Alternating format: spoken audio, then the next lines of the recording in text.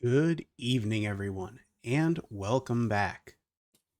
Today, we are beginning our new series, the Sixth Generation Slasher Spectacular. In this show, we are going to be ranking action, slashing, hacking, beating up games released on the sixth generation of consoles, that is the Xbox, the PlayStation 2, and the GameCube.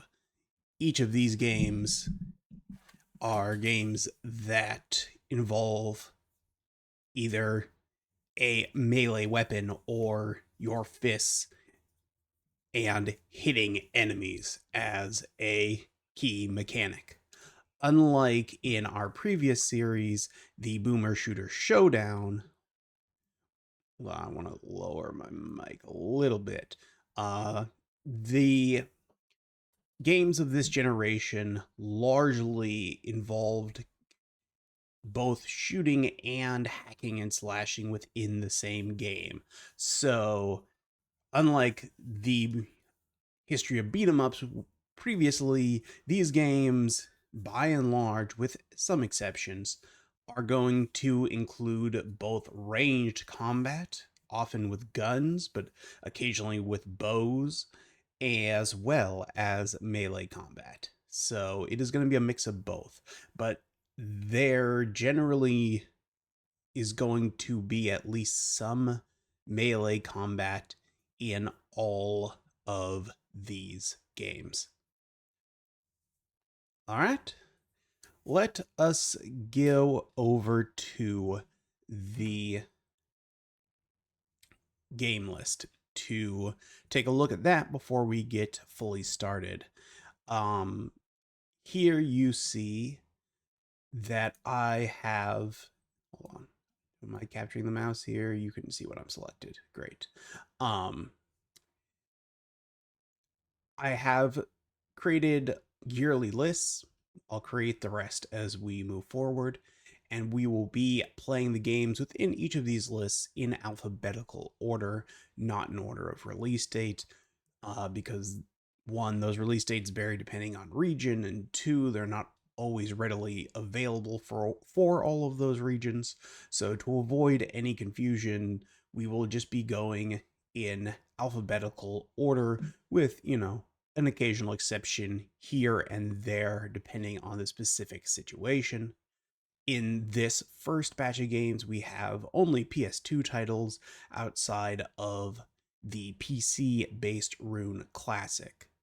So that Rune Classic brings up the last major noteworthy thing to mention before we get going, which is that due to the state of emulation for the original Xbox and the fact that I don't have any good way to capture footage from my original Xbox, any Xbox game that does not emulate well that I can get for PC, we will be playing on PC.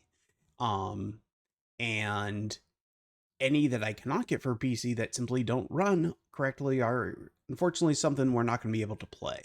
That's not going to matter here for the year 2000 because the Xbox didn't come out until 2001. But here in the year 2001, you'll note that, for example, the game Azuric is not present. And that is because utilizing the two primary Xbox emulators, that's ZEMU and CXBX, both had significant issues. ZEMU emulated the visuals correctly, but was running at about 10 frames per second, and CXBX was not correctly emulating the visuals at all, but was running fine. So due to the fact that I either had to choose between 10 frames per second or broken visuals, I decided we were just not going to play it. And there's going to be a handful of other games um, that fall under that category as well. The Otagai games from Software and Sega, unfortunately, are not yet at the state where they can be emulated properly. The Nightcaster games from Volition are uh, like Azeric. They run in Zemu, but they run at incredibly low frame rates, at least on my computer, and so we are not going to be able to play those. And there's one or two others, as well as a handful I have yet to even look into. But for example, we go to 2002, like Crimson Sea works fine on Zemu, so we'll be able to play that. Enclave, I already have for PC, so we're just gonna play the PC version. I didn't even check if the Xbox version will run. The Xbox version sucks, if I remember from when I played it back when it came out. So, uh, I mean, I have the physical disc sitting in this room somewhere, but we're not gonna worry about it. We're just gonna play the PC version because I own the PC version. Same with Blood Rain, although that was also on PS2. We could have done that as a backup, but here's the PC version running just fine. So in some cases, we'll be looking at the PC version if that is the easiest way to go. Um, of note, as far as Devil May Cry is concerned, we will be looking at Devil May Cry 2 and 3 utilizing the PC HD remasters, but I was informed that the source code for the original Devil May Cry was lost, and so the code used in the HD remaster of this first game is in fact using the beta code and is missing some effects. And so I thought, okay, in that case, we'll use the PS2 emulated version instead. So yeah, this one we're going to do in PS2, but for 2 and 3, we will be using the PC version. And again, anything that I can easily swap in the PC version, we will be doing that, assuming I can manage to afford to purchase all of it. There's a lot of games to buy. Um, but like I said, I have this Devil May Cry collection. I have the Blood Rain games. I do not yet have the Ninja Gaiden games. That's the main thing I need to get a hold of uh, before we get to 2004 because I I haven't tried running Ninja Gaiden or Ninja Gaiden Black on an emulator, but I can't imagine that goes very well. But we will see what we can do. So, let us look at our last component of this. Our first game, of course, is Seven Blades by Konami. If you live in the United States, you've probably never heard of this game because it was not released here, but it was released in Europe. And so I have both the European and Japanese versions here. From my limited experience trying both, they seem to be identical outside of the translation. So we will just be using the European version since it has English as an option, but I also have the Japanese if need be. Okay, before we do that, let's see if I can actually make this look correct. All right, let's see if this does it.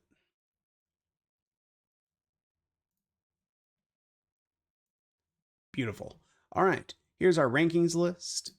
Um, I've switched over to using Notion instead of using Google because with Notion, I can actually share the link to the rankings with you guys and you can comment on them.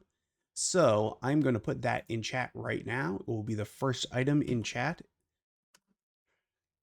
So that is the link to the list, which currently just has 7 blades on it. We'll be adding to it throughout the day, but comments should be enabled on that list so you can comment as you see fit, and that link should remain available at least for the time being. I might have to republish it at some point, so it might change, but for the moment, that is the link to the list. So we'll see how people like this. If this works out better, we're gonna switch the Boomer Shooter Showdown ranking list to Notion as well.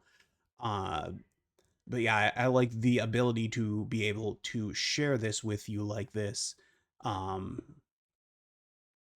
and have you comment on it and such without me having to worry about people editing it without you know Like, this is a static page. You cannot change the list by looking at this web page. I have the page locally on my computer. It is just pulling that page for these rankings. So it should not affect the rankings by having you see it. But you should be able to actually leave comments on the page itself, so that I believe both I and other people will be able to see those comments. So hopefully that will work out. Hopefully. All right, let's switch back over here and let's minimize that for the moment. Minimize that for the moment. Okay. I think that is enough housekeeping here in this first episode. We are going to get started with the 7 blades. All right, let me get this running. We have moved on from RetroArch to the PS2 emulator. This is PS. What is the full name of this emulator? Something something 2. I don't remember now exactly. But the common one, the one that everyone uses. It's a really great emulator. Let's see if I hit this button, if this will just switch it over and everything will work as we want. Yes, great. Okay, let's turn this down a little bit. Let's do that.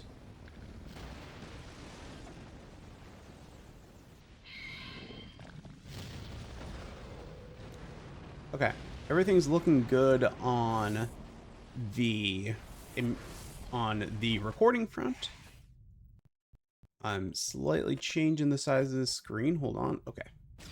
Everything is looking good here on the emulation front. Most games on this emulator have widescreen patches, so when we are looking at PS2 games, they will largely be in widescreen thanks to this emulator. Some of them that doesn't work, and so we can't, but for the vast majority, there are going to be widescreen patches, so these will take up the whole screen.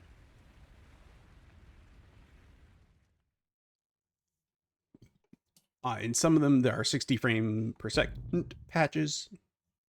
This one does not have that, as far as I could tell. So this one, unfortunately, we will be... Oh, do we want to look at the tutorial? No, we're going to skip the tutorial. I've played the tutorial. I know how to play the game. All right, so you can choose in this game.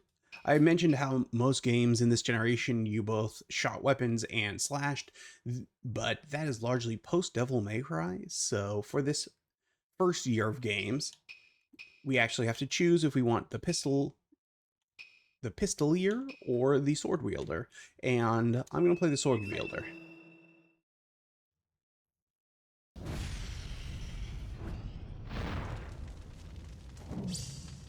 That's me.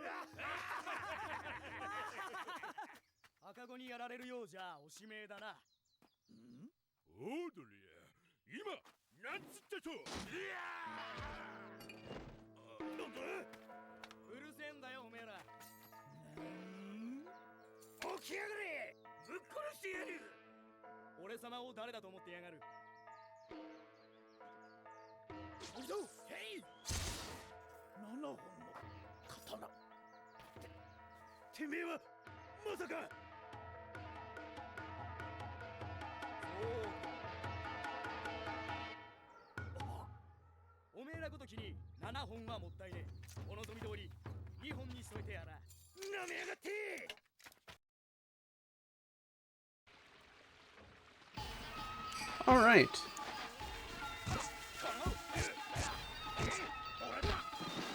Well, this is going great already.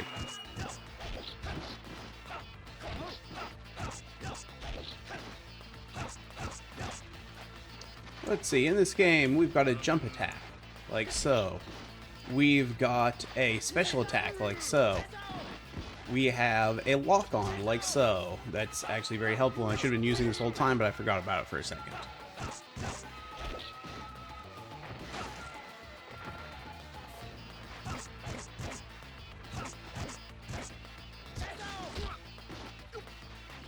And I'm pretty sure that's all your moves. Oh yeah, there's like a kick, like that.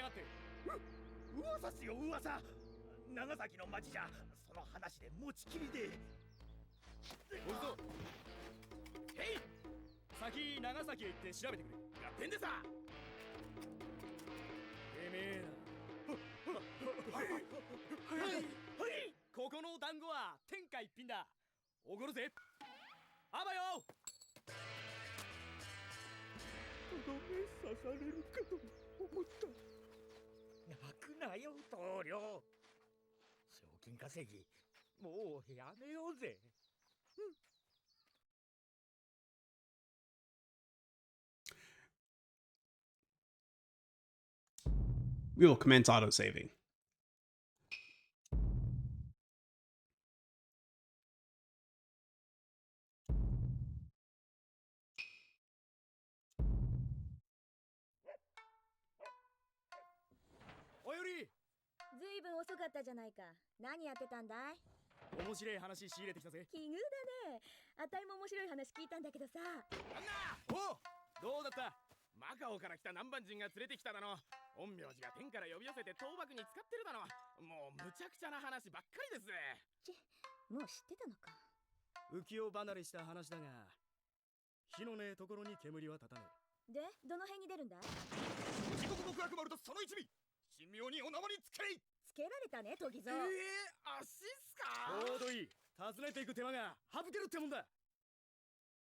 All right.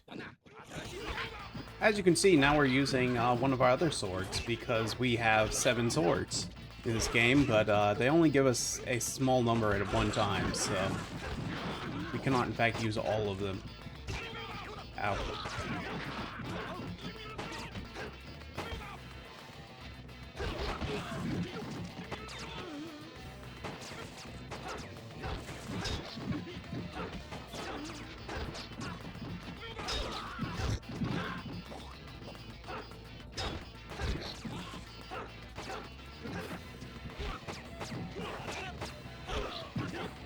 That was my special attack with this sword.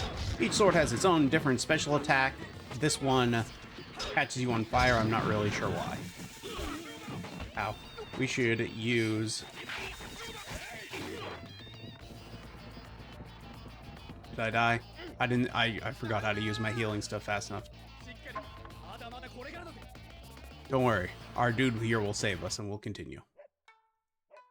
And we can skip this time. As soon as I remember the button to do that. There we go. That's the one.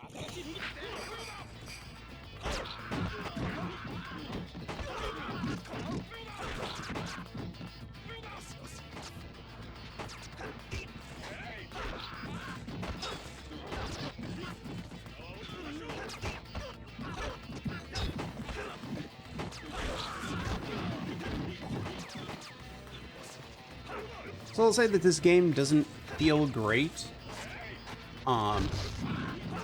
but nor does it feel terrible. You use your special move when that bar is full, then it turns you into a super version of yourself, and then you destroy these enemies with ease. Oh, I need to use my soup because I have another soup I can pick up here instead.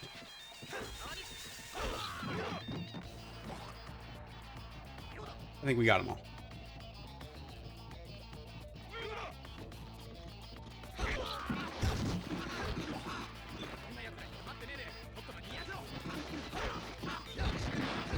I mean, we could do that, or we could, you know... Okay, fine.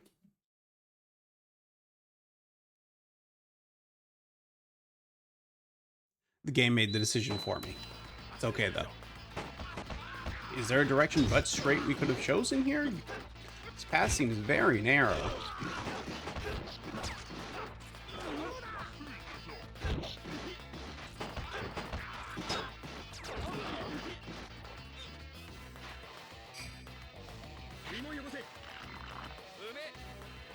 Don't you disappear on me.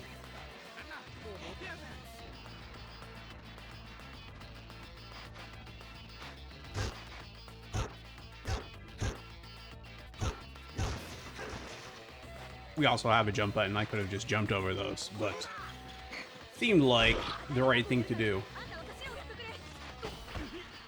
Alright, I don't know what that meant, but what do you mean by small and big? They all look identical. They're literally all the same model. That didn't work out well. Hold on. Why is this going so poorly for me? Let's eat some more food. Turn into crazy mode here and murder these fools.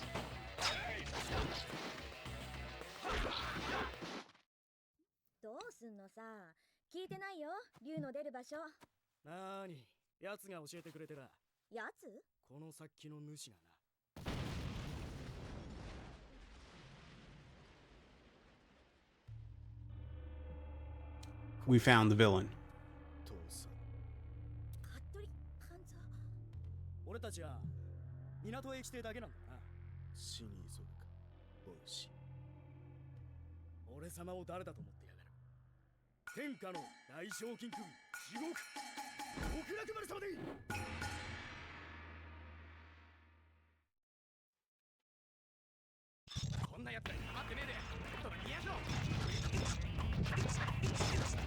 The sword's very slow.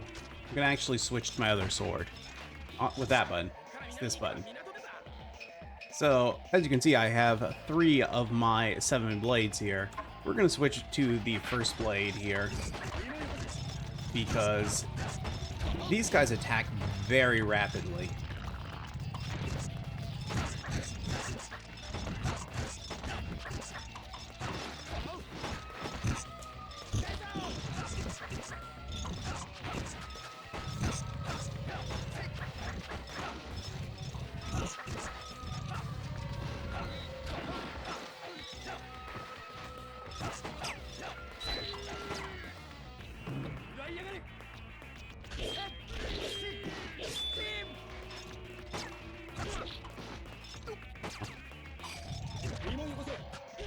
Oh no. We failed again. I feel like the Japanese version was easier.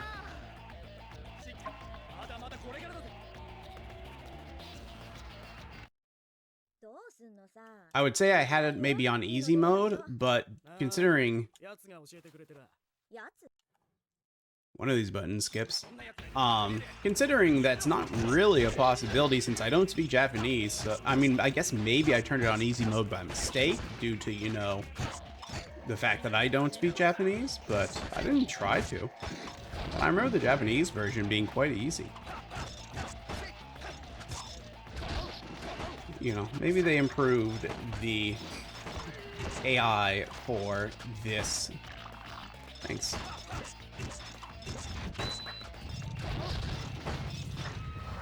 Because I distinctly remember the AI just standing there as I attacked them. Come on. Oh, I hit the button to do that. I'll mention that in a moment as soon as I kill all these fools with my super powers.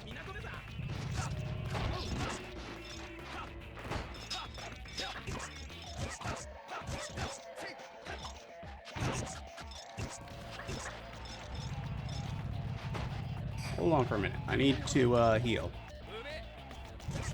That didn't do very well. Let's see. Eat another one. There we go. That's better.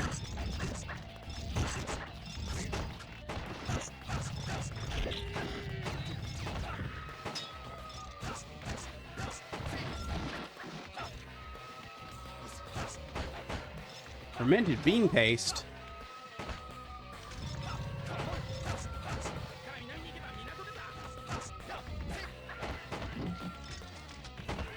I appreciate you telling me that, but there's no there's no directional indicators on this compass, so I don't know which way south is.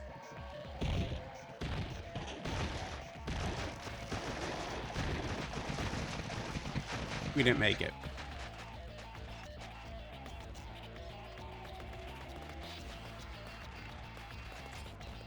We definitely can't. Yeah, doesn't look like it. Okay. Who are you shooting at? We'll figure it out. Look, I found a secret. I got snapping turtle essence. Looks pretty good.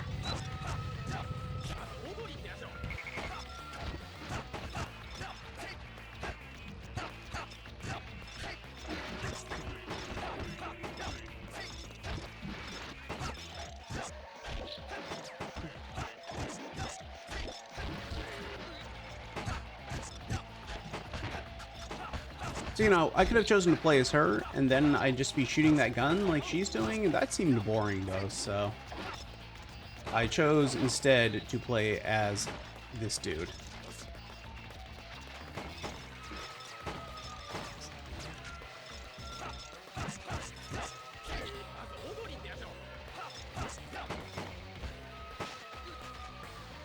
I will as soon as I figure out how to do that. It's not my fault the bridge broke on us.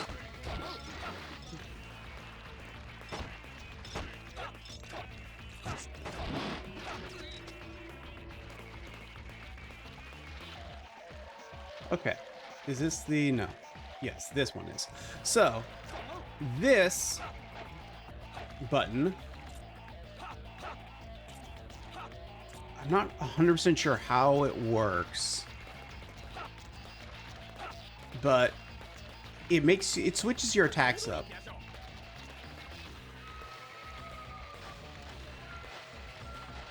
See if locking on this guy and I switch it. I'm not 100% sure. Like, hitting that button causes your attacks to, like, work in a weird way that I'm not 100% sure I understand why or what it's doing exactly, but I've noticed it across multiple playthroughs.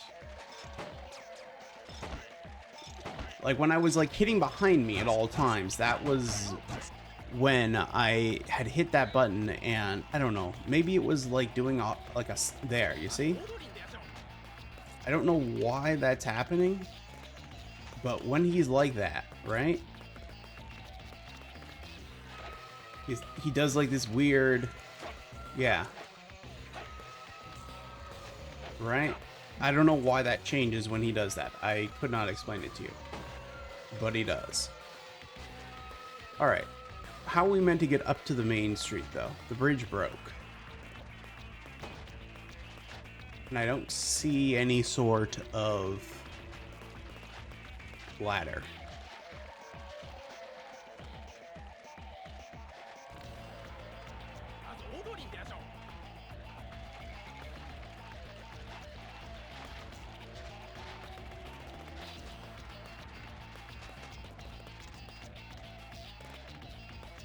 Found an incline. Let's try climbing this.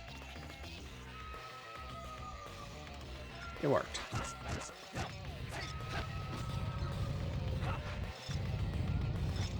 I want to say the previous times I played this, I remembered to hit the jump button Those are ninjas who are underground using those pipes to breathe.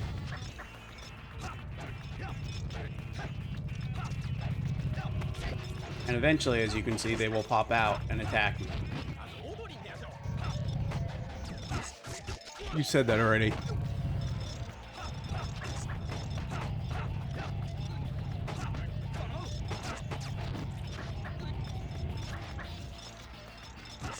The lock-on mechanic also is not very good in that it keeps locking on to completely useless things that are nowhere near where I am.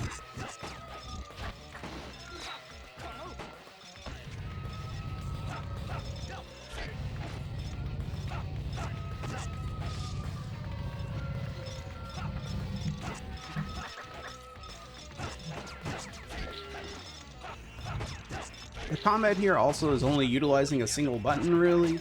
Like, I do have this kick that I can integrate, but not, like, it's not part of combos as far as I can tell. Like, I can kick at the end there, but it doesn't really change very much. Oh, I wasn't paying attention to my health at all.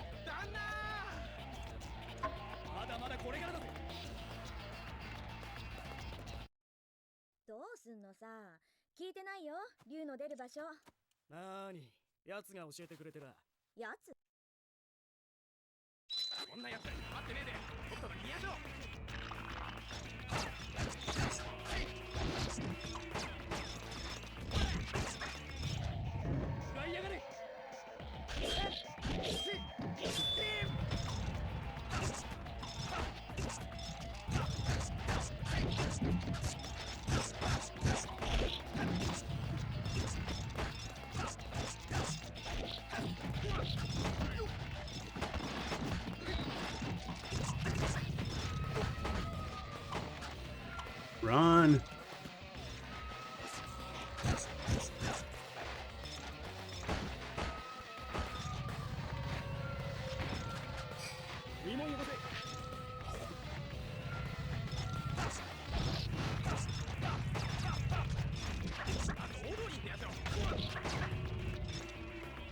We died again.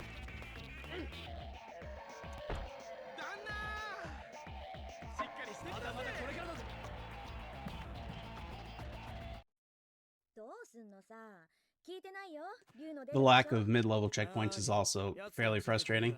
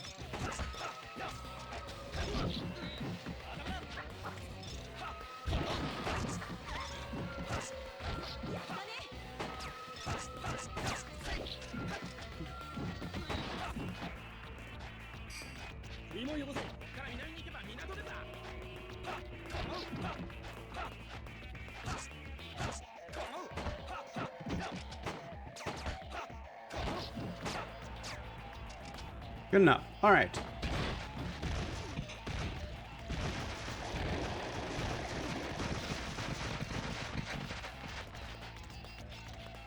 We're going to skip that secret over there and just go up the incline this time.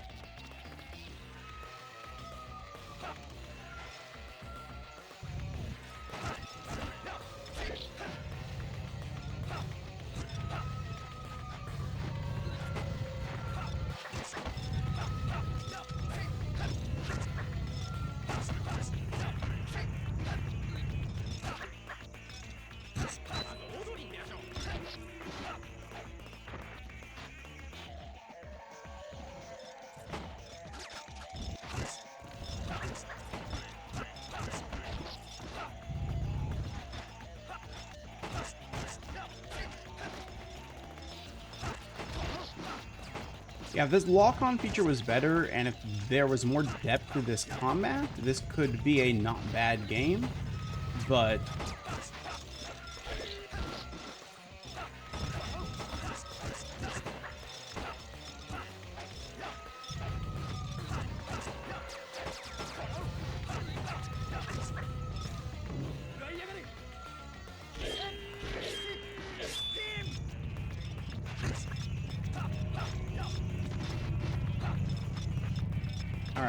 I agree with you. Let's just move on. These guys are too numerous.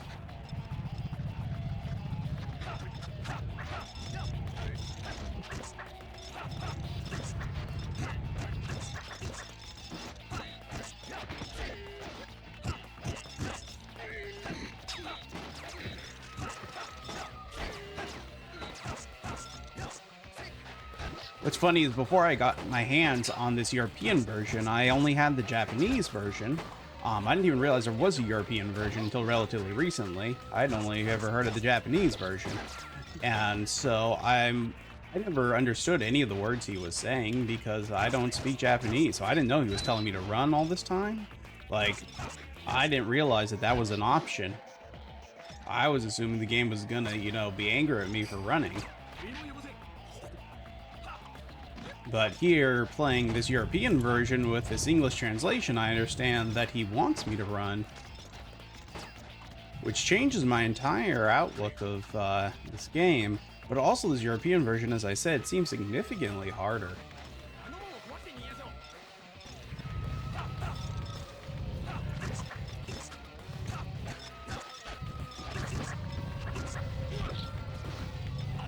Yeah, normally I was just like, I have no idea what they're telling me. I'm just going to follow the arrow after I've killed everyone, and hopefully that will work out. And it, you know, it does in the long run.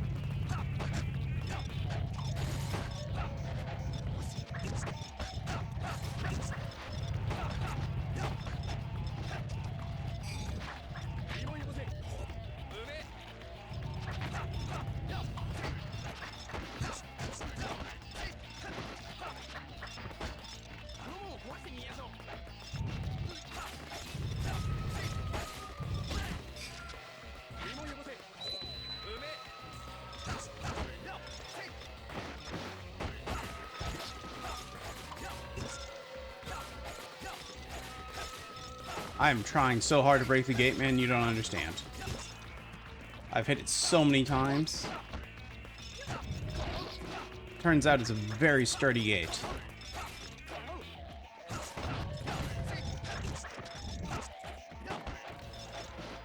My lady friend here isn't being very helpful in her shooting.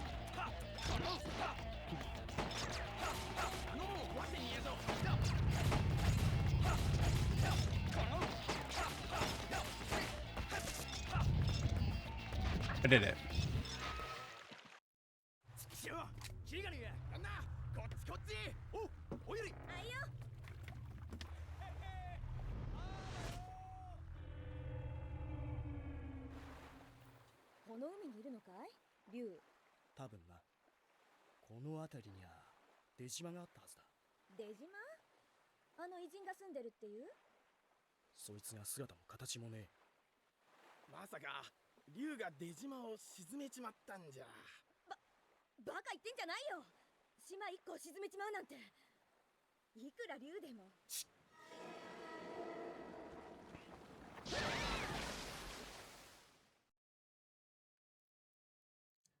How dare she insult the dragon's power? Now it's destroyed her. And everyone else on the boat.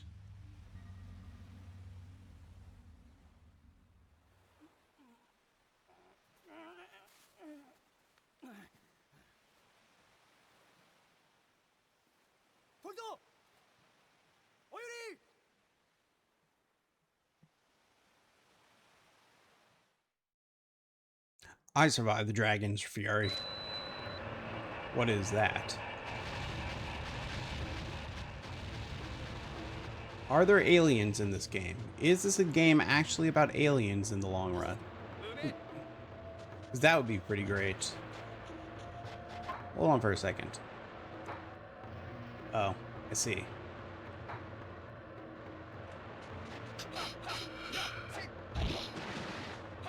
Marine Ninja. You know, for a game that takes place in the time of Hattori Hanzo, which was, you know, 1400s, late 1300s, the scuba gear is very advanced. You know, those reeds were much closer to what I would expect from the technology of the era. You know, ninjas were known for their brilliant technological marvels.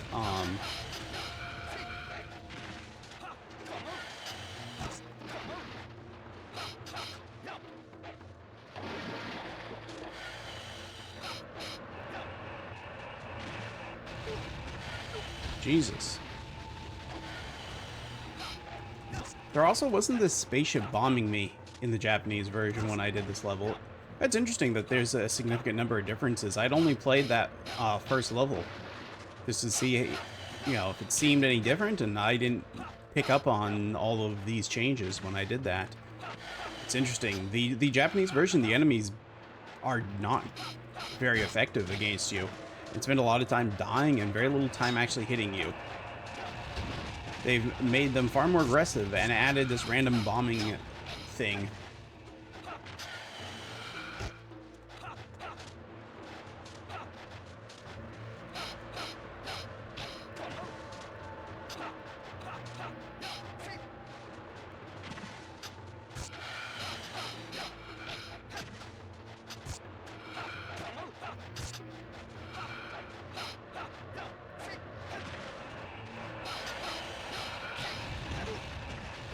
Jesus.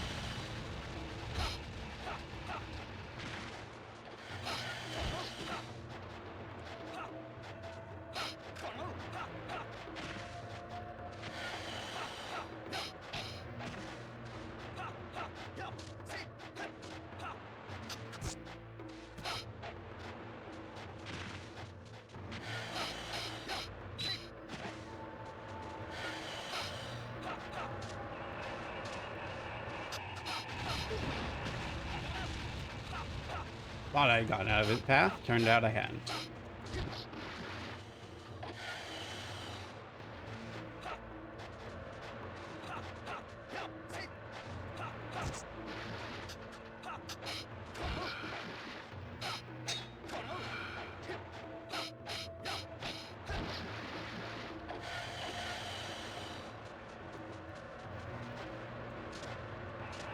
No.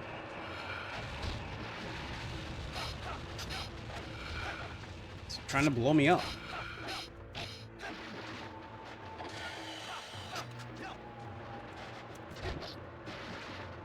That was very close.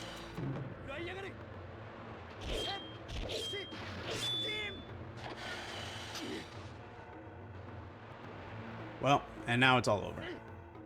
Okay, it seems I need to go into the water to avoid getting hit by these bombs.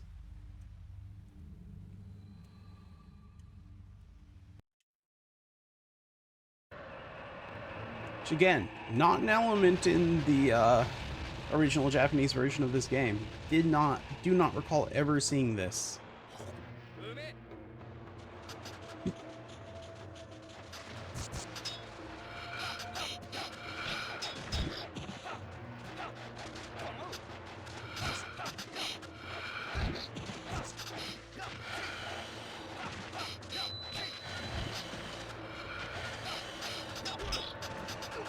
Oh no.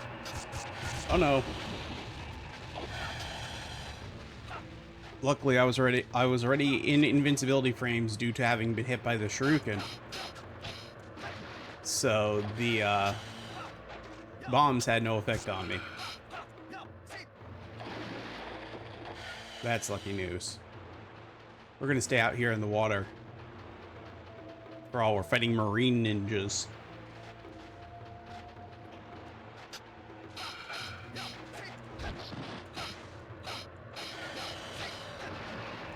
Nope. We need to get out of there.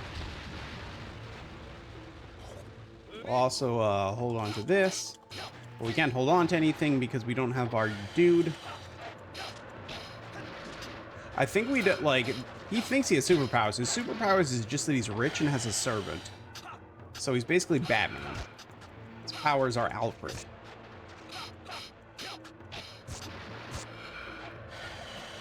It's like, yeah, I'd be a pretty good swordsman too if I could afford a sword that good. Whoops.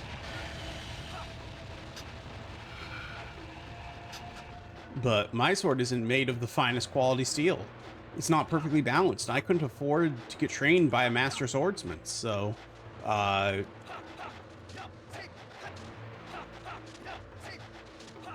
so I don't think you're anything all that special. I think you're just, you know, you're just really rich. And like, you know how many people have guns at this point in Japanese history? Like, not many.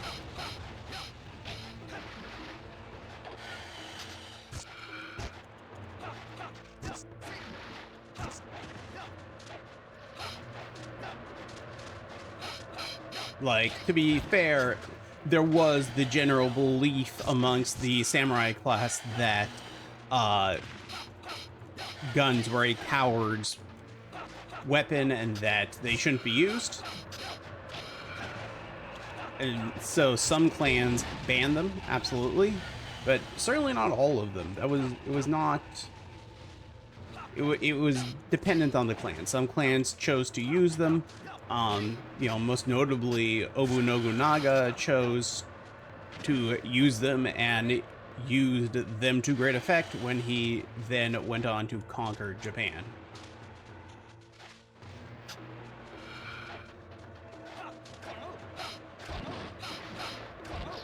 You know, there's the famous battle, oh no,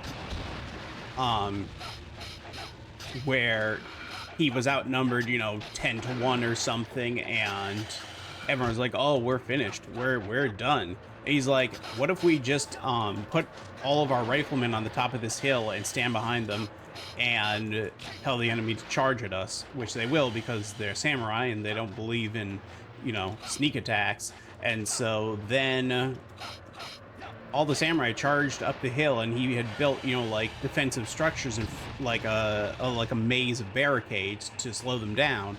And then he just shot them all as they climbed up the hill. And by the time they got to the top, so many were dead, and they were so tired that despite them initially outnumbering him by such a large margin, he was easily able to defeat them. And it was, you know, that victory that made people realize that he was, you know, potentially the... Are you a... Okay, you are an enemy.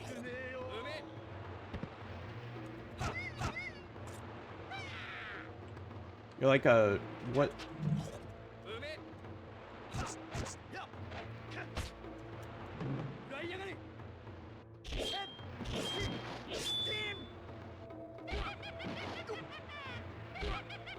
Oh, this is not good.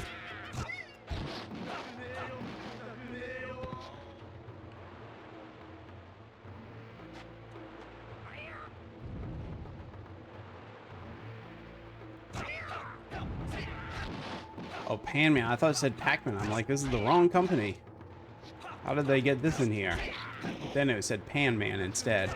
But yeah, and you know, Hanzo Hattori worked for Nobunaga, and a lot of the practices used by Hattori's clan, I don't remember their name now, were viewed as, you know, cowardly tactics.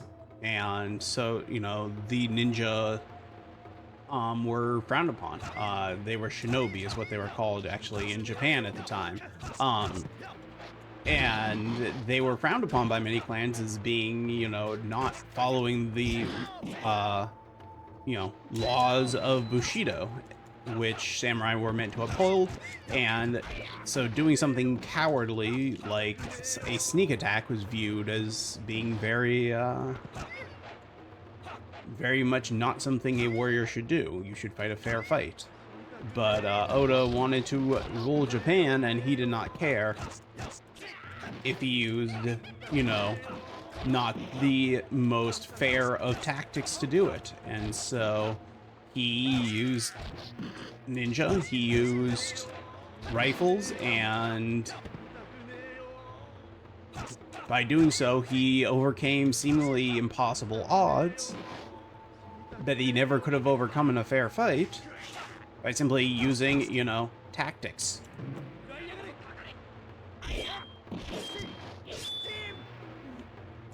You know, and in that sense, you know, he was really,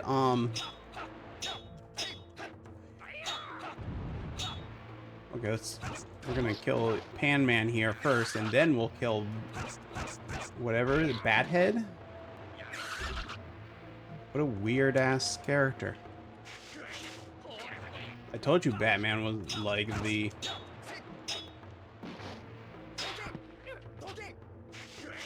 We'll eat this. Where are you? We're gonna use our special move here to break his guard.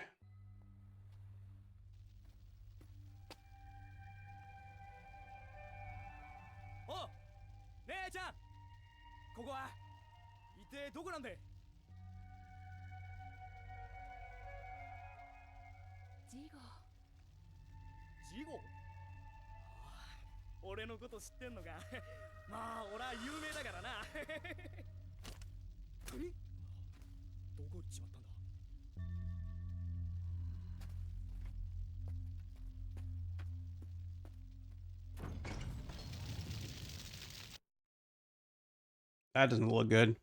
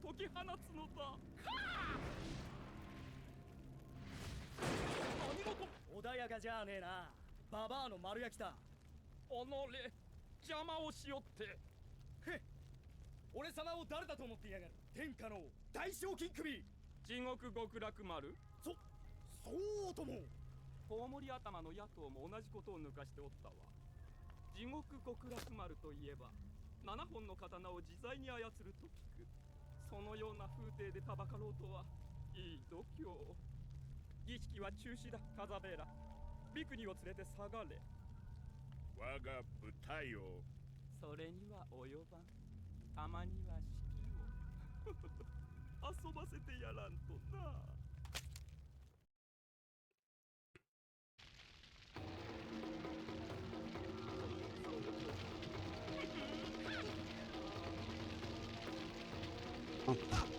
Turns out it's not easy getting up to you, huh?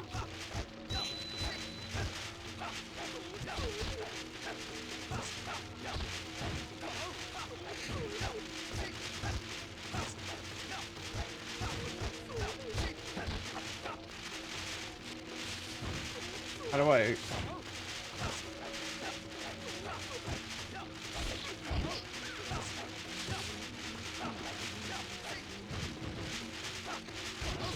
Question is, will this fire go out on its own eventually, or do I need to, like...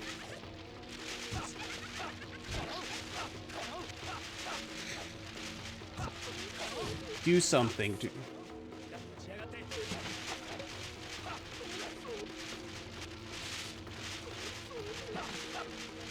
Just, you know, destroy shit. See if that helps.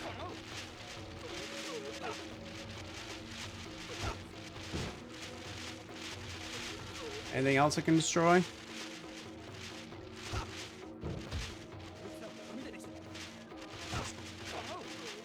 They are made of paper, I see that.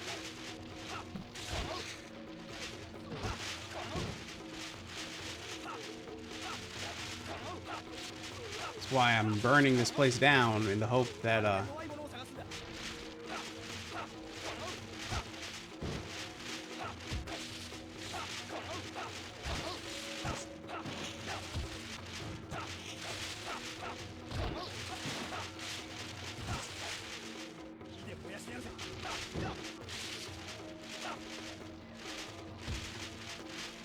any more flames I can use here? Yeah, there's a couple more.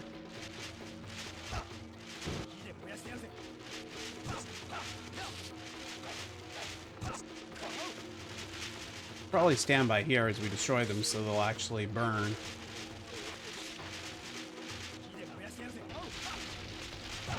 I'm trying to burn you up. It's easier said than done, it turns out.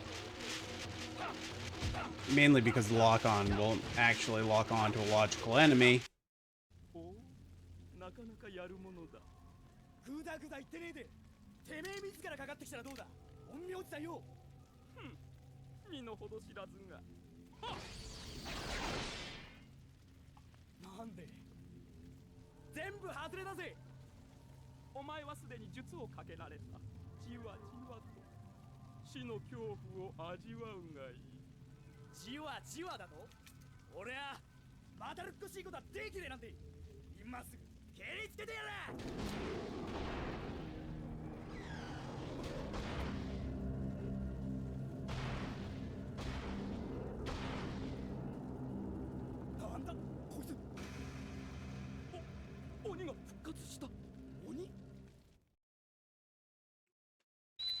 Great, we've awakened an Oni. That doesn't sound like good news. Am I supposed to beat this Oni somehow?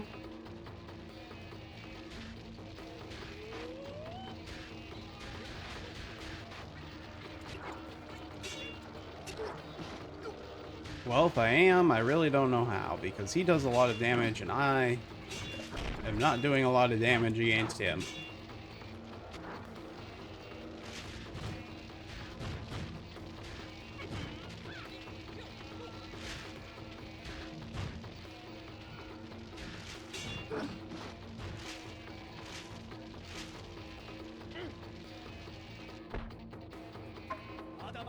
I swear if they make me knock all these paper things down again, I'm gonna be real mad. Oh, thank God.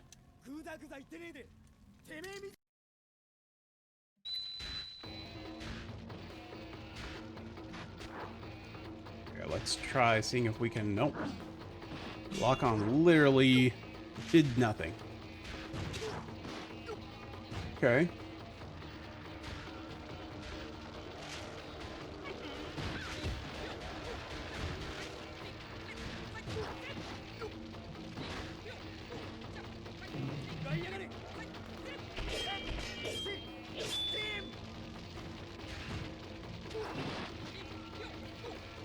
Well, I caused him some minor damage with my most powerful attack, and then was immediately murdered.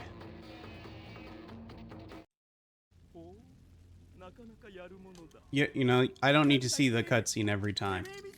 This is gonna knock you down the rankings, frankly.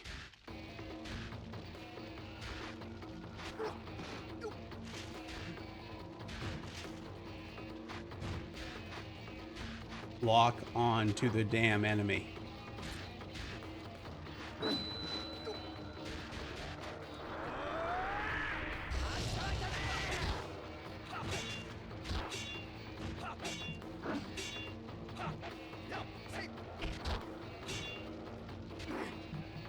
This is not going to work out.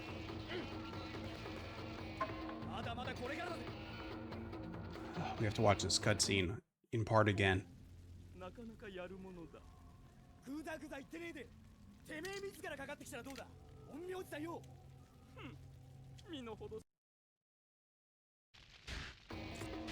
Lock on to the enemy, please.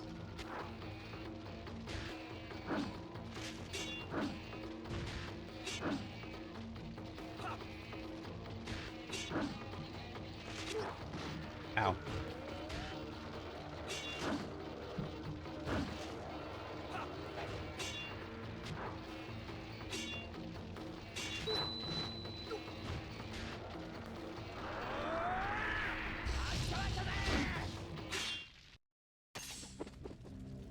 I did enough damage to him.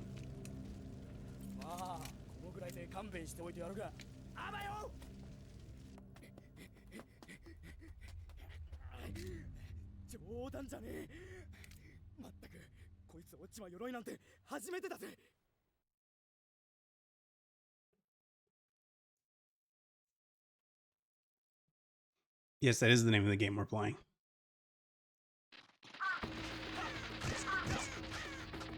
Oh great, now I have to use my broken sword.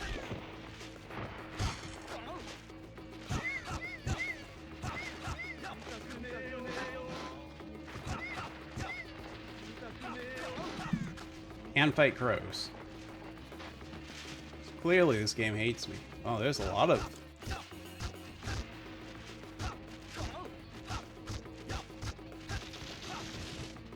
See if any of these have anything worthwhile in them.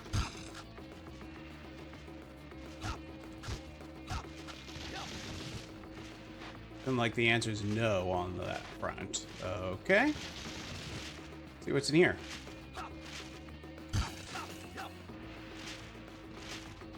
Oh, hello.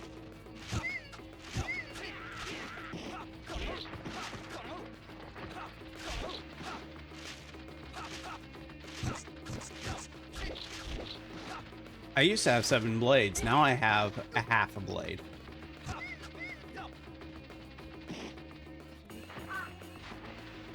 Where is the crow in question?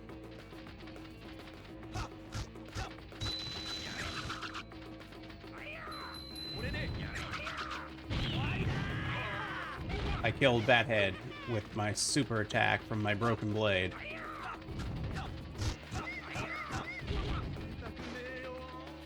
And then got burned alive and killed. Well.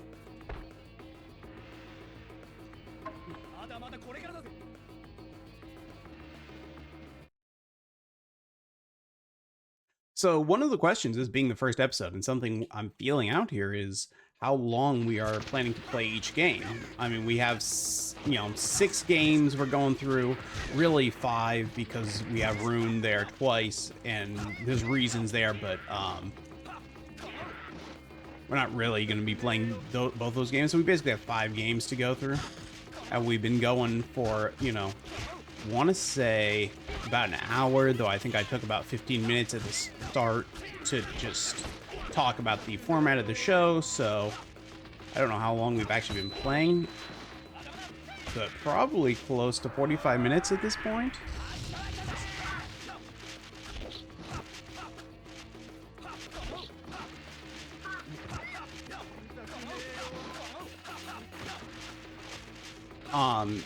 So, we might not be getting through every,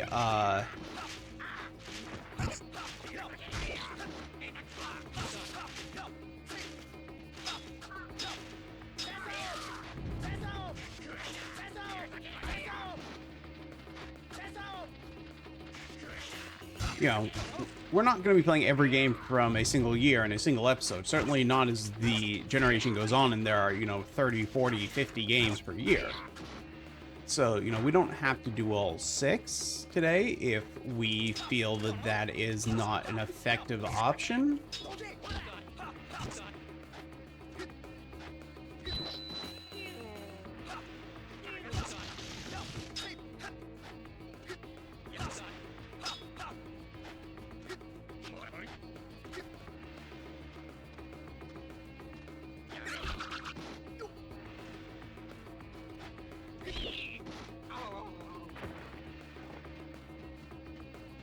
I should note that the camera controls are on the triggers here, and that lock-on button is on the left bumper, making it all but impossible to simultaneously control the camera while being locked on to an enemy.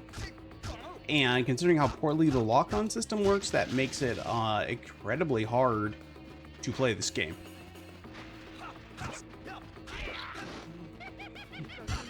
Also, I don't think there's a block button or a dodge button either, so there doesn't seem to really be any sort of defensive options here.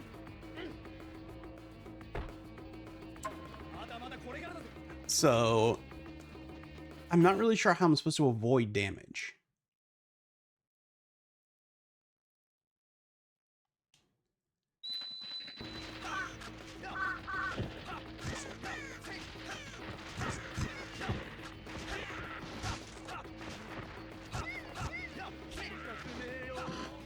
I wonder if, hold on.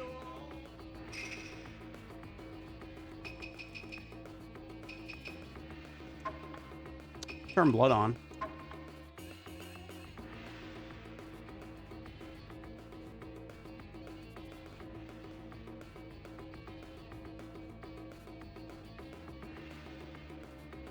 Yeah, I mean,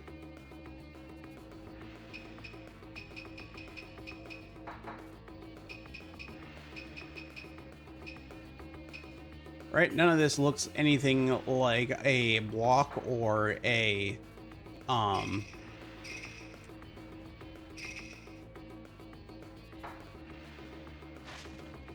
dodge or anything of any sort. So I don't know how I'm meant to actually avoid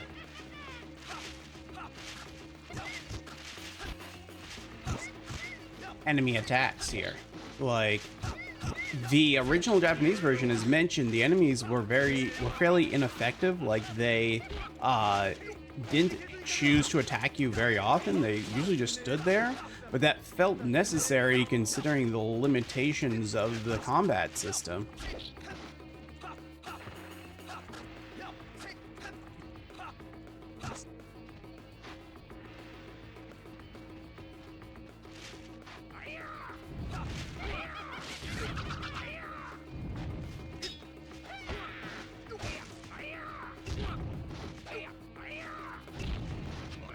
Like, this is an insanely... Yeah, they have made this too difficult in this European version. The balance changes are not good here. Like, I see what they're trying to do because the Japanese version, frankly, was fairly boring. Like, you were just kind of going through the motions. But this European version is alternatively far too hard.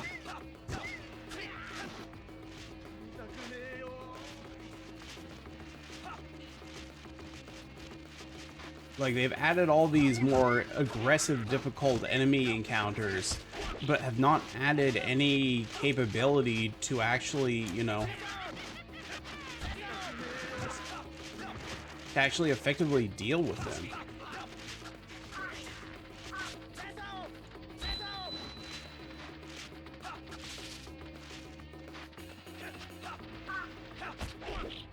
You know, especially because they have not fixed the issues with the... Did I actually kill him? No, it just missed entirely. The fact that your super attack there does not lock on, even when you're locked on. Like, even if I was locked on, it is not locking onto the enemy. I need those. I need those. Hold on. We need to figure out how to go back around and get those.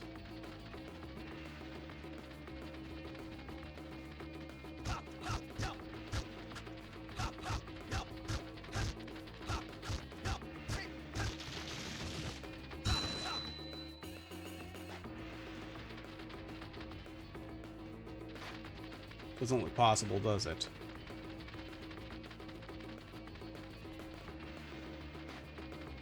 Can I jump out this window?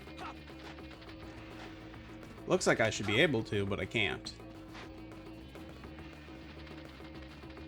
If I go out here, can I walk this way? Nope, I sure can't.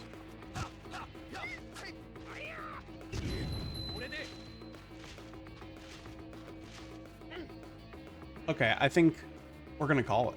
I don't need to save the state for resume. So that's Seven Blades, published by Konami, released in 2000 in Japan.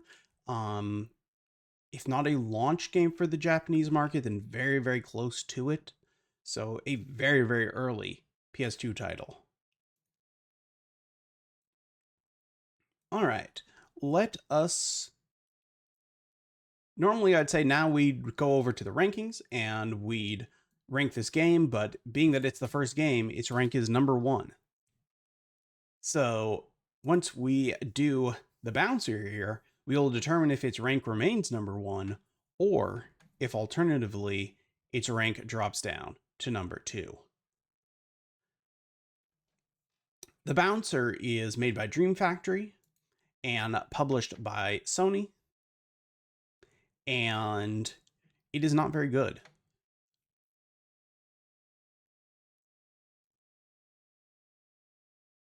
Did I say published by Sony? It's published by Square.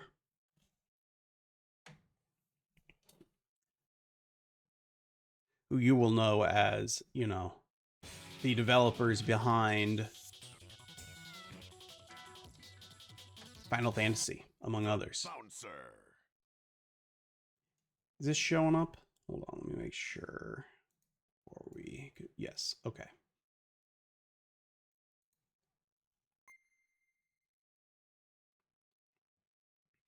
All right. Now, before we get into this, I need to note that this game is almost entirely story. There's probably 3 to 4 times more cutscenes than there is gameplay here. So we're going to see how much of this we do and how we do this. I'm going to start and be silent for a moment. We'll watch at least the intro cutscene.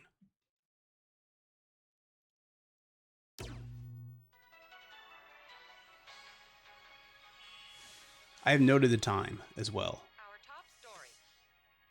Mikado, the company heading the International Space Project, announced the launch of an additional solar power generator satellite. The announcement comes as a surprise to many.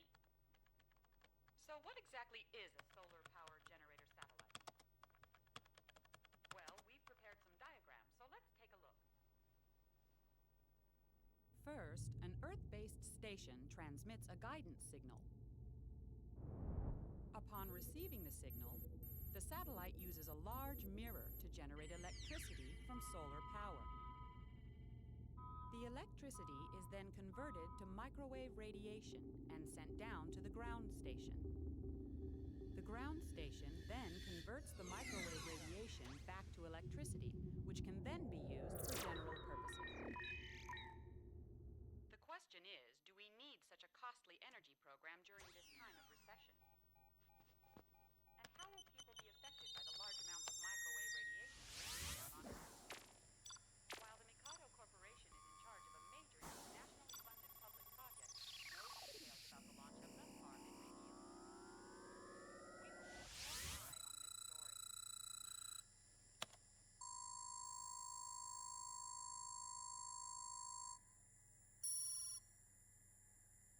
Damn it! They beat us to it?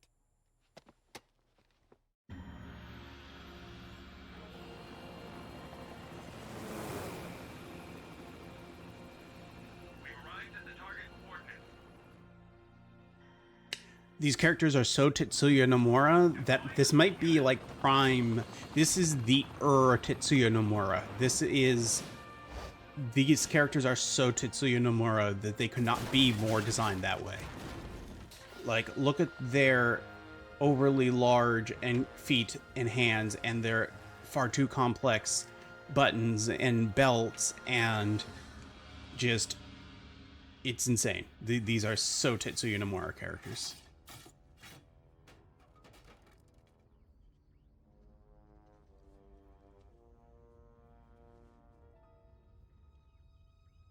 See, look at that guy in the red. He's just has a chain as his shirt.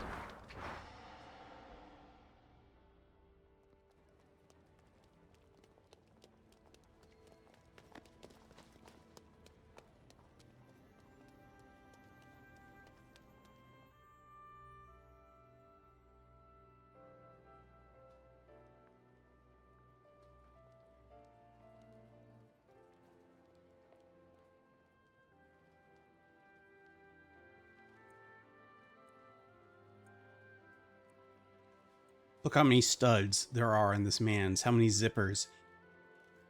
Hey, Volt. What's with the sour face? You're scaring away the customers. Sorry, just doing my job. Yeah. He's a bouncer, you see? That's why the story's called The Bouncer. Sure is weird weather for spring. That's why I'm not wearing a shirt. I thought it was spring and I didn't need to.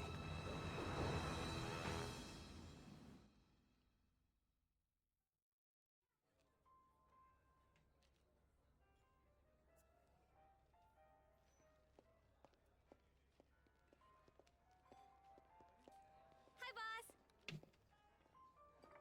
Hey, Dominique, he's been waiting for you. Hurry up.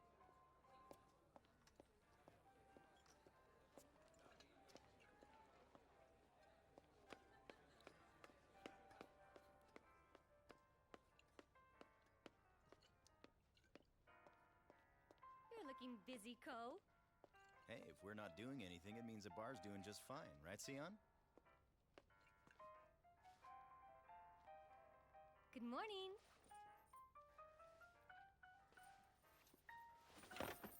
Hey, where were you?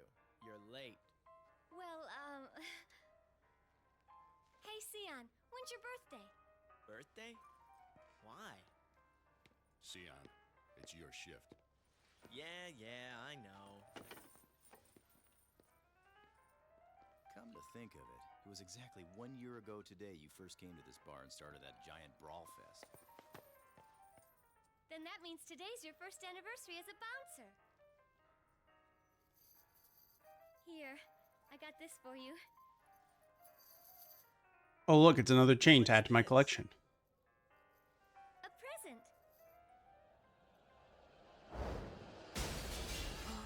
What the? All right. We can choose to play any of these bouncers. I feel like despite the fact that this bouncer here has all of the best stats, I'm going to choose the Uber Tetsuya Nomura character. Get back, Dominique! Because that feels like who I should play as.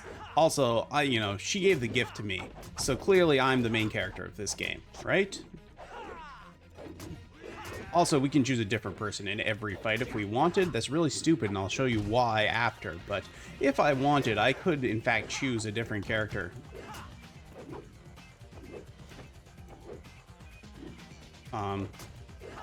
Could you die, please? I don't know if that killed him, but hopefully. Not, I'm sure he'll be back. He's back. Only my attacks were stronger if I was Volt instead of Sion. Yeah, I should note that this gold hair man's name with far too many studs on him is Volt Kruger. Volt Kruger. Let me.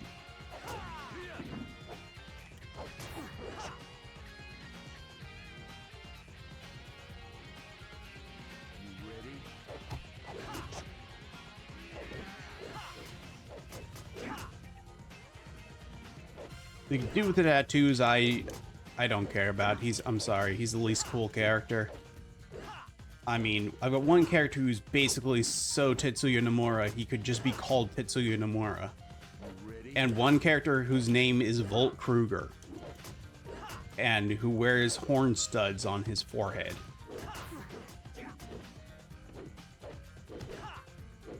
So, the dude with the tribal tats, I could care less about.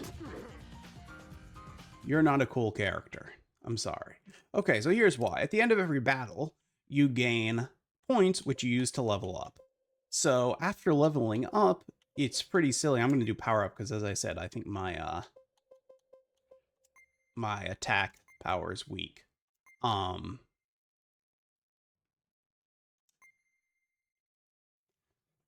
after you started upgrading, you could switch to a different character, but then you wouldn't keep getting points.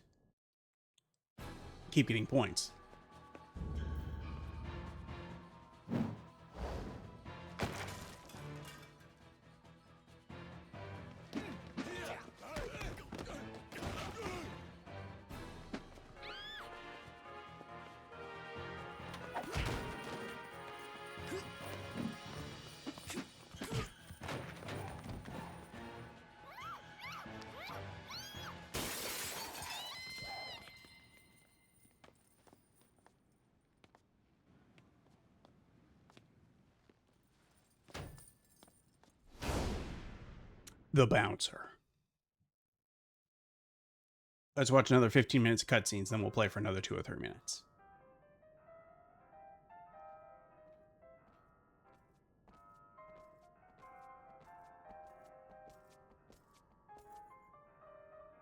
Who are they? They were from Mikado. Huh. You're awfully well informed. That's because his name is Volt Kruger. Let's go to Mikado. Whoa, hang on. I've got connections. Let me look into it first.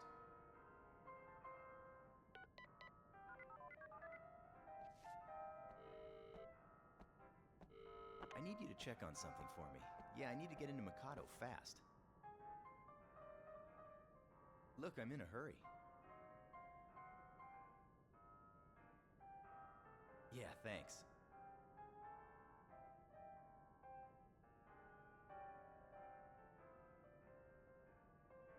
Great. What time? Gotcha. We're taking off now. Thanks. I owe you one. There's a special train at the central station that's headed for Mikado. When? In half an hour. Let's go then. We don't have much time. Looks like he's got a heart after all, especially when it comes to her. No kidding.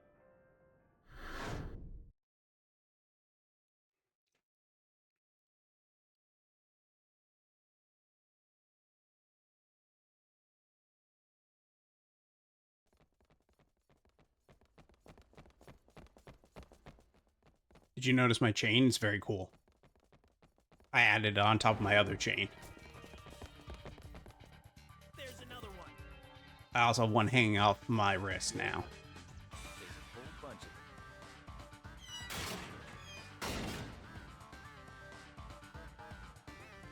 I don't think they're gonna let us through. Okay. As you can see, now my power is 75, so it's greater than anyone's. So we're gonna continue playing as Scion, because it would be silly to do otherwise. The combat here is very slow and very deliberate, and I don't honestly like it very much. This is one of the few, like, pure beat-em-ups we are going to be playing this generation, and probably the only one for quite some time after this. And yeah, it is, let's say, compared to Sega's efforts from this period, leaves a lot to be desired.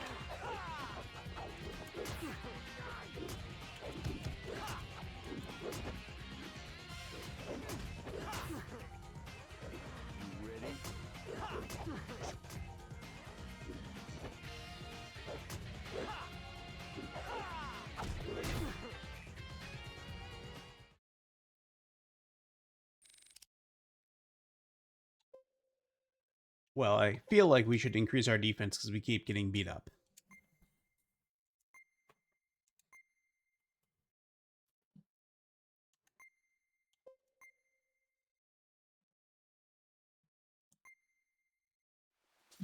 We've wasted enough time on them.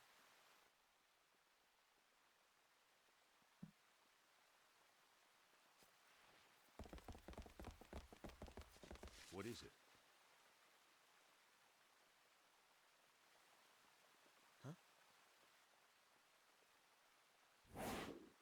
It's a panther looking at us. Black Panther? No. Let's get going. We're gonna miss the train. Yeah. In this country, just seeing a random Black Panther on the church here, that's just a standard thing. Why would that be weird? Why would you stop to look at the Black Panther that's just in the city? What's wrong? Rent-a-cops.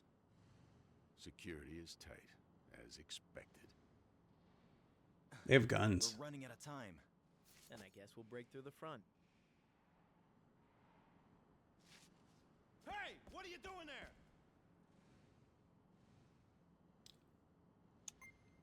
You think I'm gonna tell you? Oh. It's time for a couple more minutes of fighting before we get back to our cutscenes.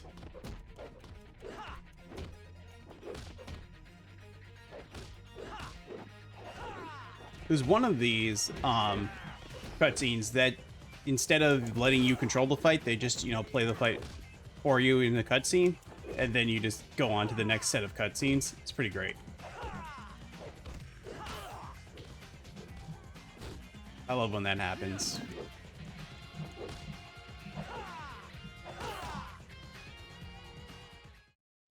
That was great. That was a whole, like, nearly 30 seconds. Well, let's just get our life up too while we're at it. Now we're gonna have to save up because we're not gonna have 300 points after the next fight. And certainly not 400 for an actual move. Guess we don't need tickets.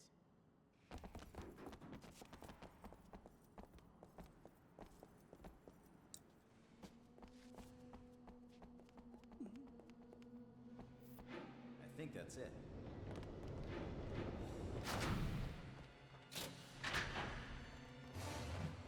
Not again. I didn't expect such a warm reception. Shouldn't the train be departing soon? It ought to be. We'll time it so that we jump on the train just as it starts to take off. When you hear the whistle, start booking for the train. Don't miss your cue. Who do you think you're talking to? You're not getting paid enough to die. Now get out of my way!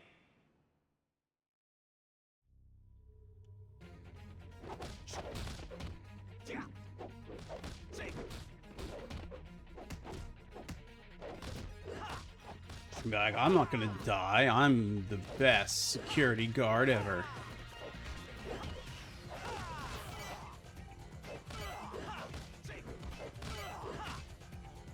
Nice.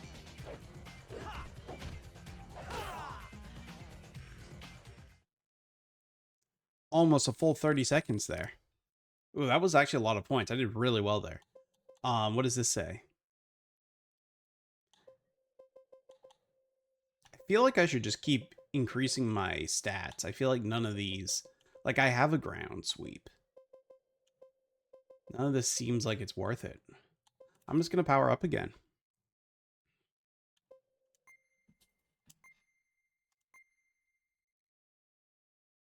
Seems like if I can punch hard enough, I shouldn't need any special moves, right?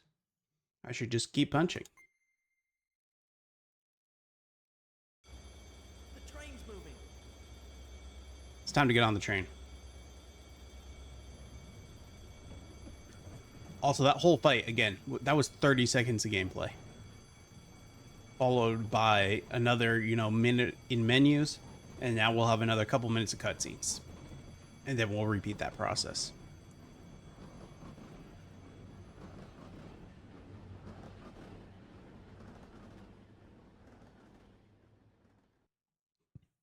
Look, we did it. 9 years ago. Oh. We made it. Somehow. Looks like we're on a tanker car. This thing's probably carrying rocket fuel for that shuttle launch everyone's been talking about. You think Dominique's on this train? The special forces are the ones who kidnapped her. Dominique's at Mikado by now. Oh, really? You seem to know a lot about this, Volt. Damn. They know we're here? After that mess we made back there, yes.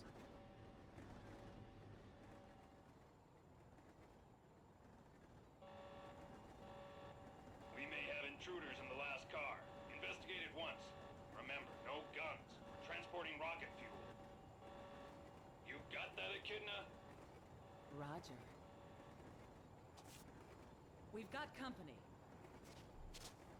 They're stowaways. Make sure you give them an appropriate welcome.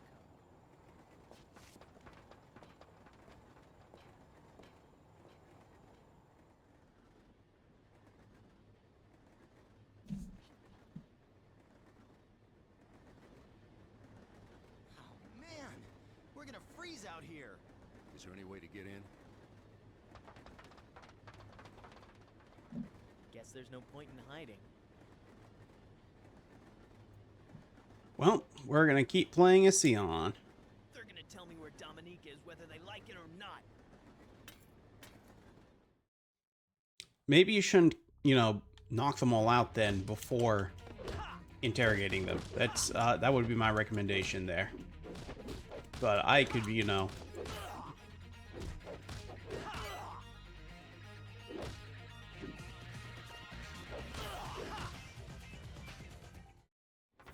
That was great.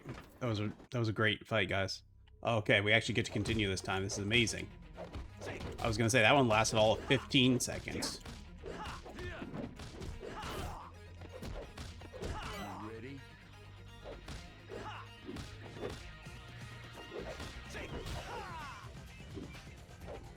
This dude does not have as high attack rating as I do.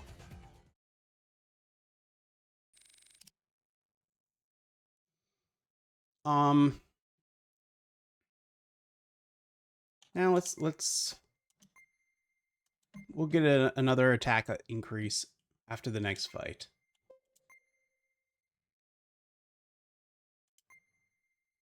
I just want to hit people as hard as possible.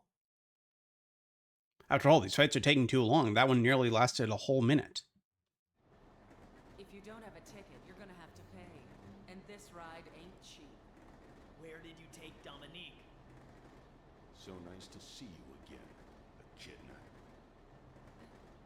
Is that you, Volt? I thought I finished him off. Indeed, but I'm not the Volk you once knew. Now it's your turn to take a trip to hell.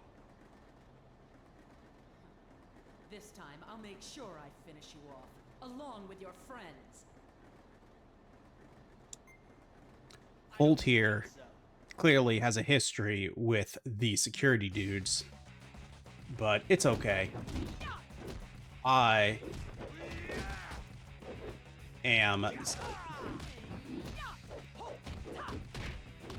Ow. I timed that poorly. Oh no. Game over. That's unfortunate. The Bouncer.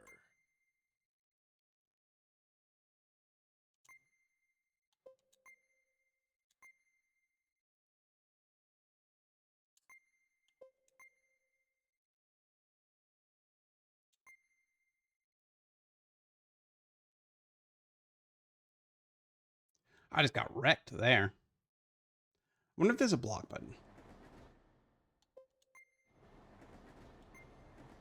I don't think.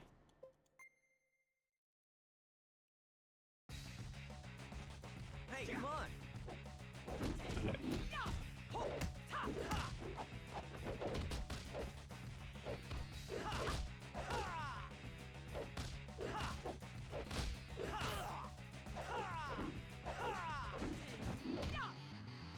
Where'd that come from? Okay. There's one person left here. Ow.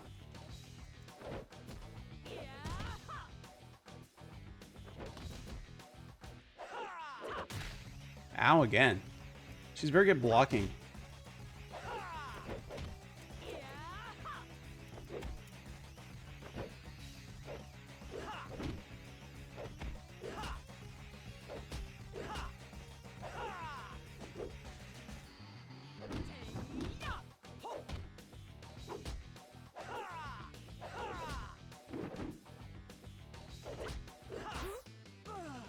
I got her.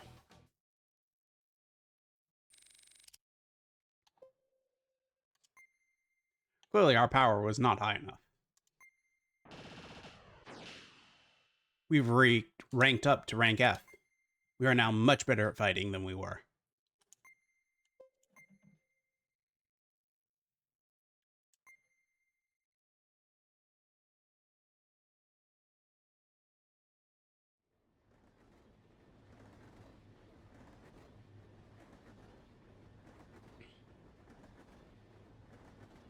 What do you want with Dominique?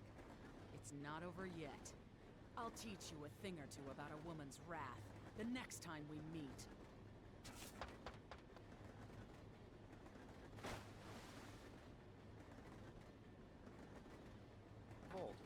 happened between you two?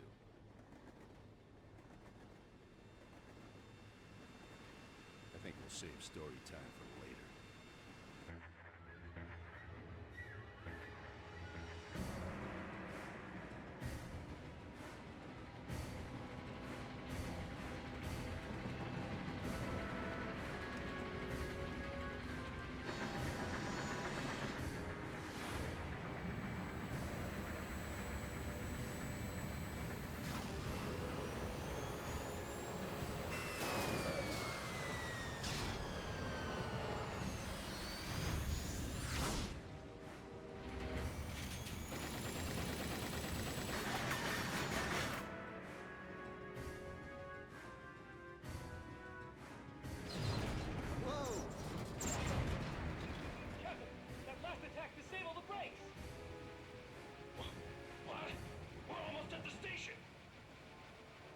Are out? This thing's carrying rocket fuel. If it slams into the station, we're all gonna be a lot warmer. Let's detach the last car.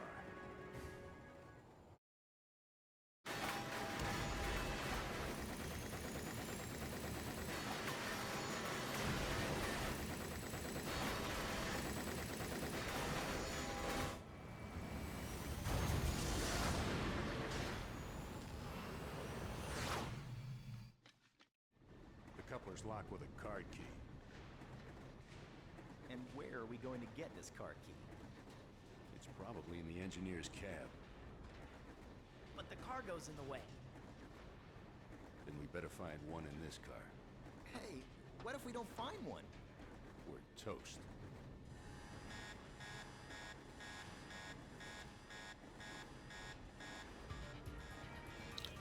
I'm gonna play as Sion Bar Hazard. Cut the chatter.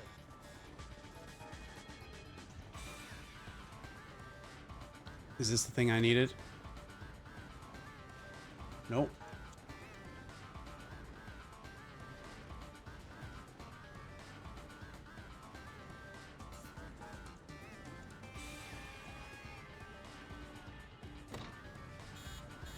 Oh no! Did we not find one quickly enough?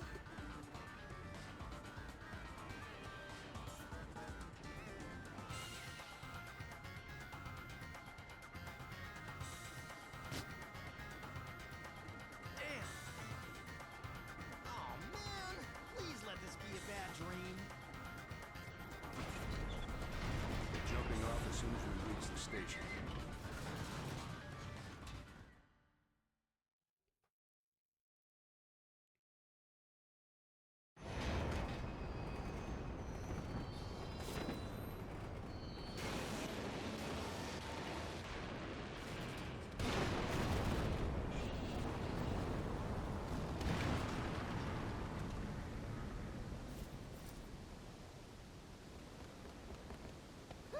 Wait!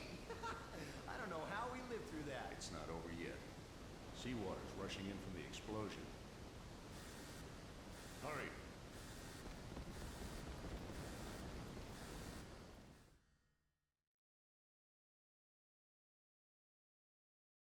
Let's bounce.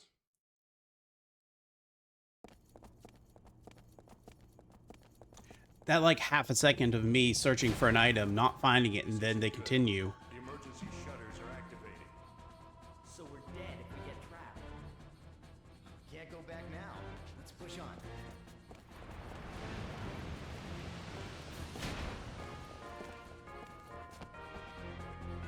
Can't believe they're attacking us. They just really love their job. Hey, out of my way!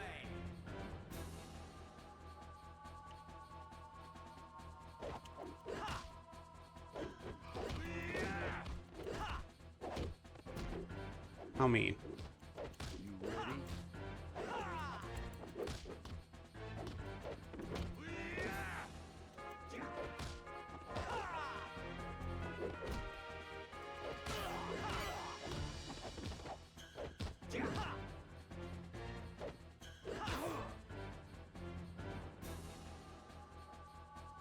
oh, they're actually letting. No, okay. I thought they were gonna actually let me play for more than 30 seconds there. That was Oh, I am playing. This is amazing. I'm just moving forward, mind you. This was more...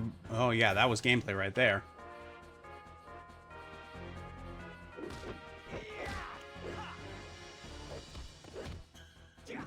You know, I know Square was real big into, like, the movie scene at this time and stuff, but this is just ridiculous.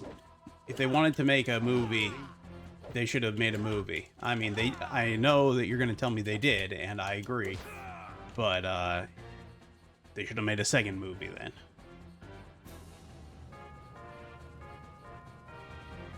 Sorry, I have to actually do the running myself in this one.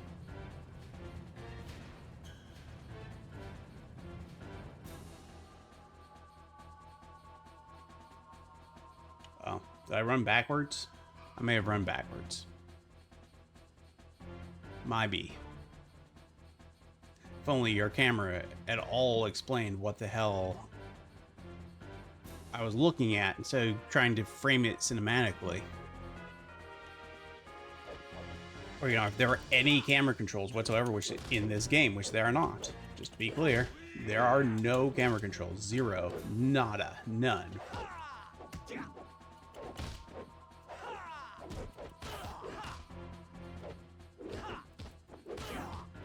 ready?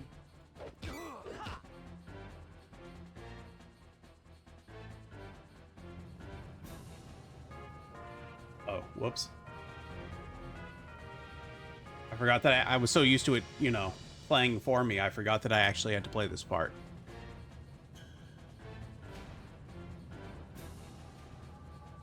Oh no, what? Stop turning the camera, you idiot. How am I supposed to know where I'm going if I can't see? Can I go here?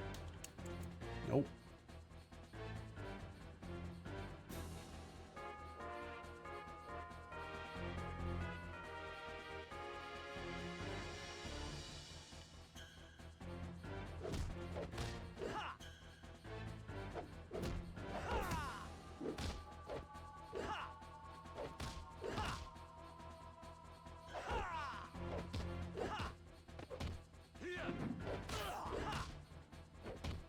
Ow. You ready?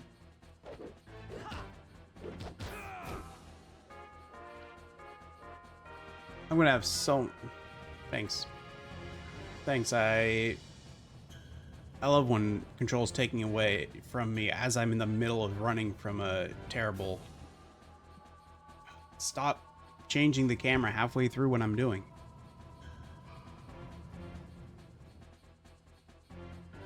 Is this... Okay. It's like, I don't know. Am I gonna still be playing when this, you know, comes back?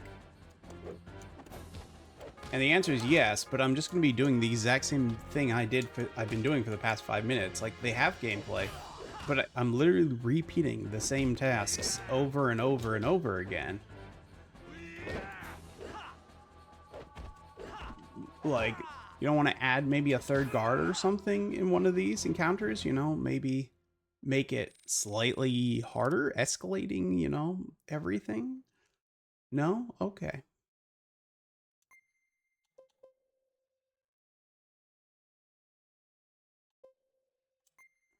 Gonna move.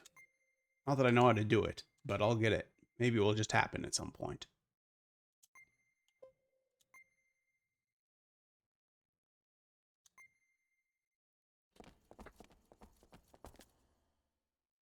An emergency exit. Does it lead outside? This is the only exit, man. We don't have much of a choice.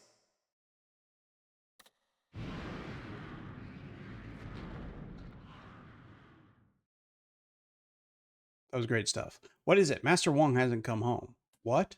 He said something weird a while ago, but I didn't expect him to disappear so suddenly. How is anyone supposed to read all that quickly? Oh, we're very high up.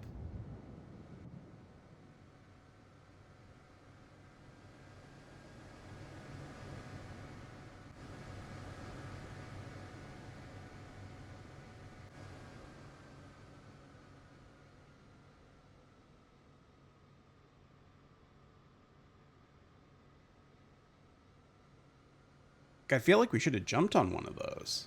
What are we supposed to do now? An air carrier. They must be looking for us. Out of the frying pan and into the fire, eh? What now? We'll hitch a ride. Oh, what a wonderful idea. So should we just go up to them and say, please? We'll look for a chance to jump on. It's going to be a long shot. I mean, they seem to be moving pretty slowly, so I don't know that it's that much of a long shot. This is insane. What the hell? Were you looking for us?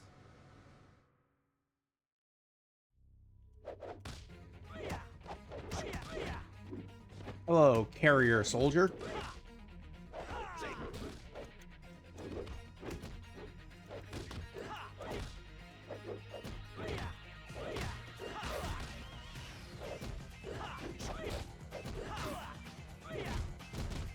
Ow.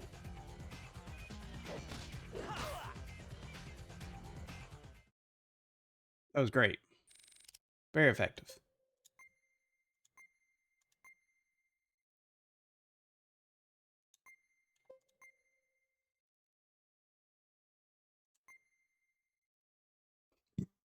The ship's ours.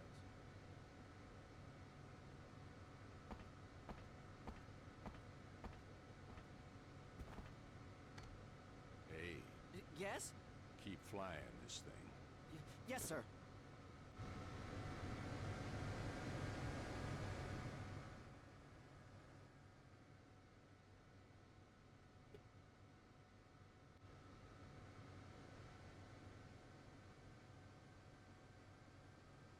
Like, what else is he gonna do?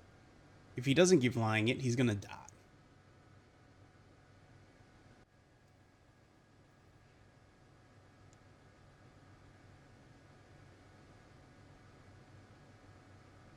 Dominique! Yo, driver, drop us off over there.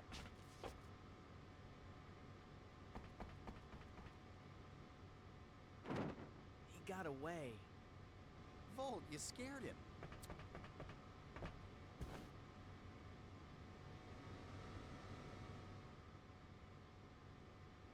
Luckily, Volt knew how to fly this thing all along. Hey, you passed it. Damn it.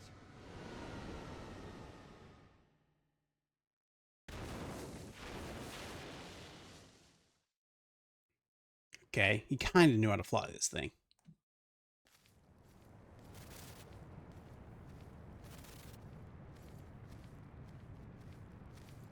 I could have 9 lives for this mission, and it still wouldn't be enough.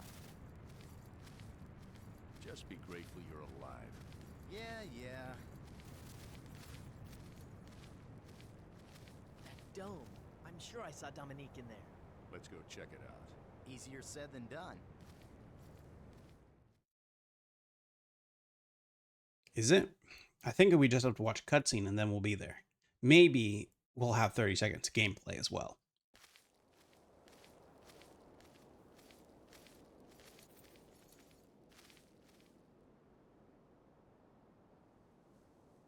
Hello, dogs. Fancy pets, eh? I'm sure they're more than that. Like I said, easier said than done. Shut up. We don't want them to find us.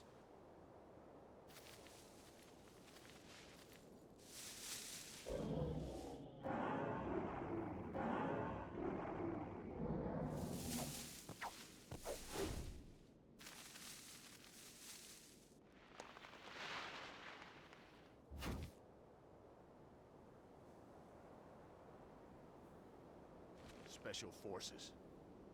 Look at all the security. This has gotta be the place. Yeah, Dominique must be in there. Get out of my way! Ha! Ha! You think when Tetsuya Nomura pitched Kingdom Hearts, this was his reference?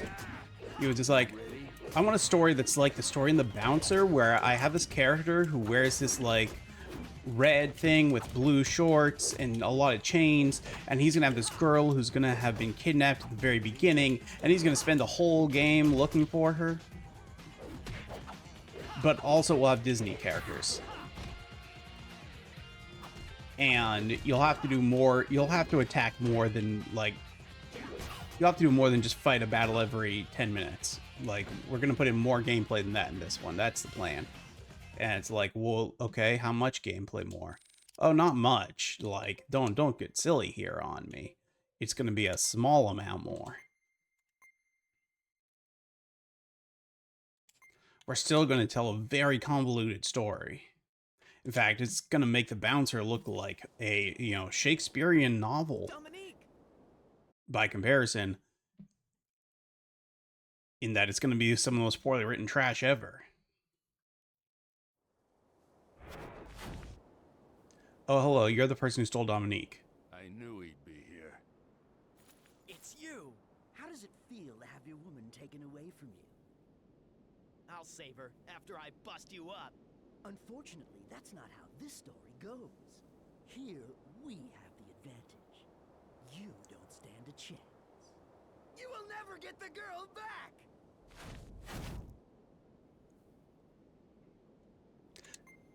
I've got what it takes to save her.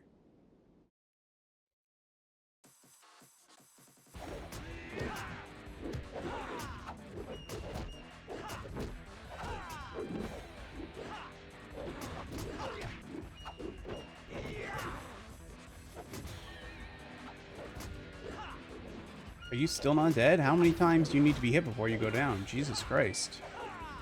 I missed.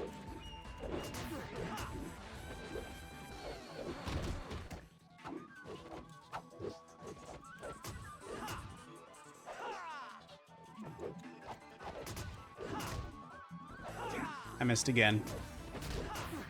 But I got him that time.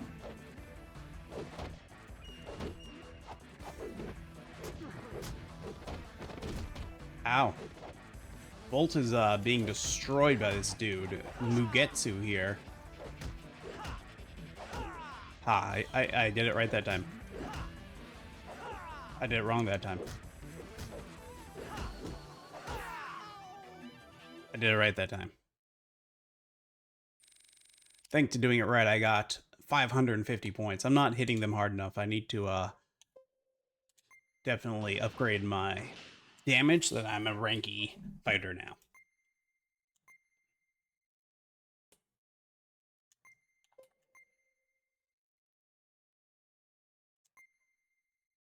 I'm not gonna lose anyone else ever again.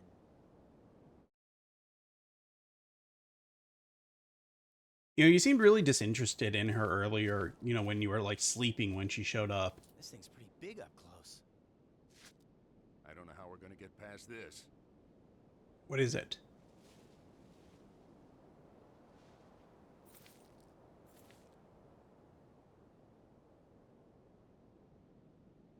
We're gonna climb a tree? Not giving up yet.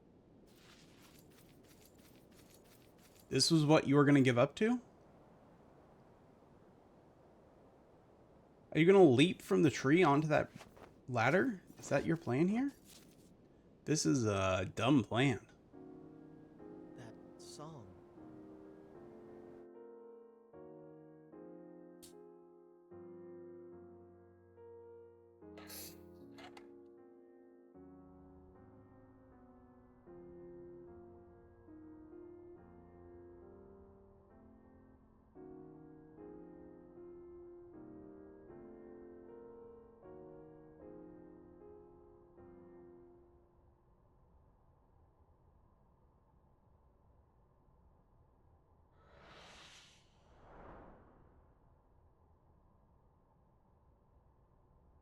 Definitely nothing odd to see here. Just a Black Panther who can turn into a lady. Wong, transfer Dominique to the Gallios. We will proceed according to plan. But the satellite control center has not been repaired since yesterday's explosion. What do you mean, Wong? Dominique has returned. It is now possible. But As Chief Executive Officer, I order you, Wong. I beg to differ. My elite allegiance belongs to your predecessor. You are only using the Mikado group to fulfill your own selfish agenda. What would Master Mikado think of your abuse? Please, for your sister's sake. Then do you intend to stop me by force, Master Wong? That's Duragan. Why is that old geezer fighting him? Master?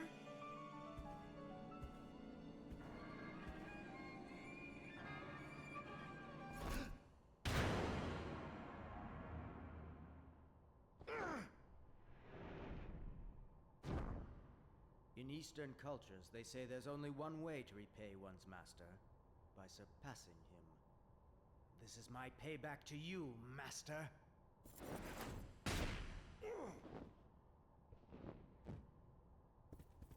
No! Forgive me, Xion. Mikado must be stopped. Master! You must do it. Xion. Master. I see that you have studied under Wong. That would explain why you've been so difficult to deal with. I'm avenging my master. And I'm taking back Dominique! She is my sister. I'm the one who will take her back. What? I should thank you for protecting her. Is there any way I can repay you? Do you take me for a fool? I guess I have no choice but to fight you then. So be it. I'll show you how it feels to be utterly powerless. I will take on all three of you at once. I shall add another handicap as well. Okay, You're let's out do of it. your mind. You don't stand a chance. We're gonna beat Duragan. No, we're not. We clearly have 0% chance of beating Duragan.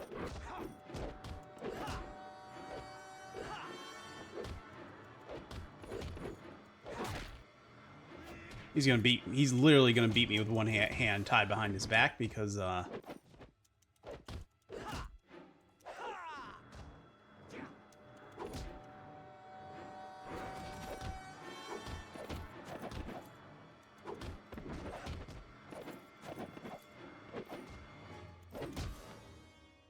we punch each other real hard. Dominique. Ow. Game over.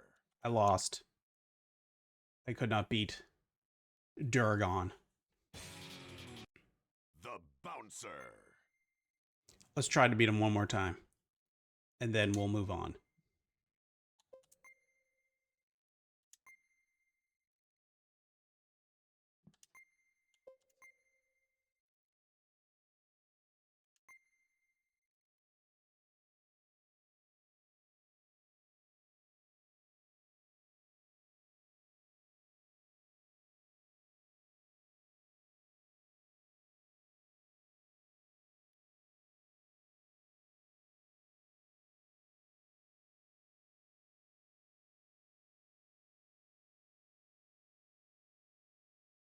It's taking a very long time to load. Is the game broken?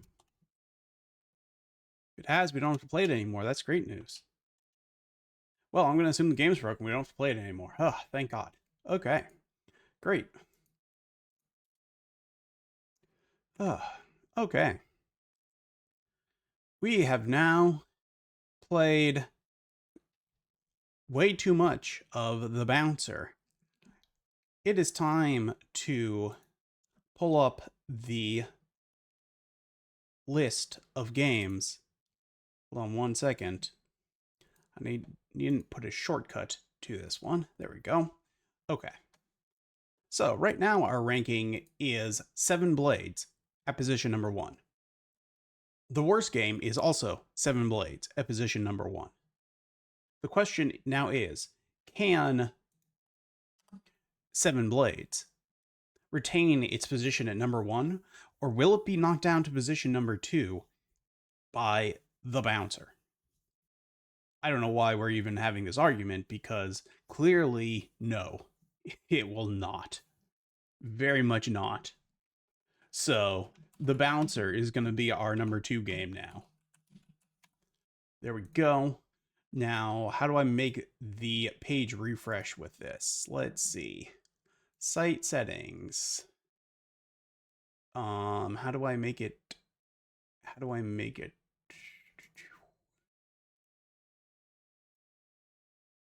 Oh, that's way too much information. We don't need to see all that.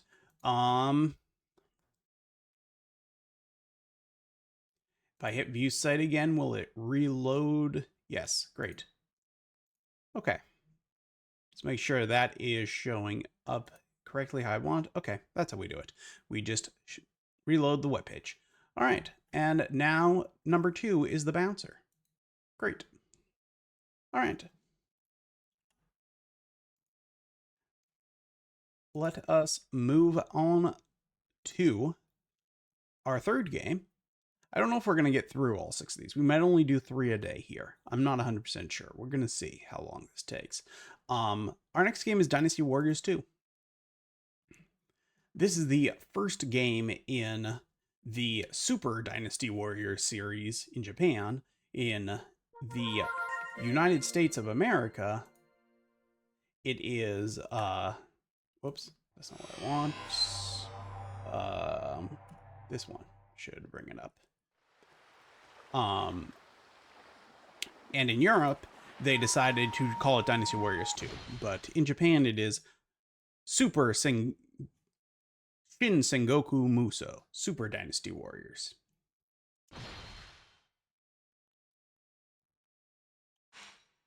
We'll start a new game. All right. So I was debating whether or not I should choose a character and play as them in every single one of these, or if I should choose different characters in every game. And like, I feel like we want to play as, I don't remember which ones are which, but the green ones are the good guys. They win in the end. Actually, I think they lose. I think, where's the yes, these guys are the ones who win in the end. But I think we're going to play as him.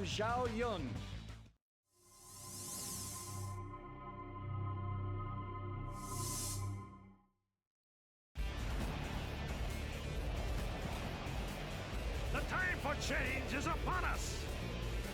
The time of the Blue Dragon is over. Let all who believe wear my symbol upon their heads. Let them fight by my side. The Yellow Dragon is come. Okay, time to defeat the Yellow Turban Rebellion.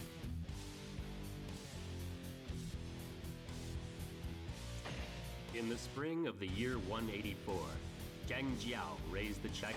Followers of... So if we wanted, we could learn all about the Yellow Turban Rebellion. Here we know that we have to defeat Zhang Jiao. If we lose, if He Jin is defeated.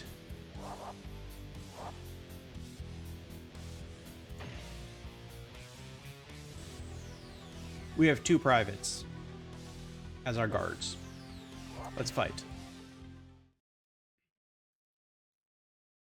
So this game, being the very first one, is very simplistic compared to even the game that follows it. And visually is significantly poorer than any other game in the series. So, just get ready for that.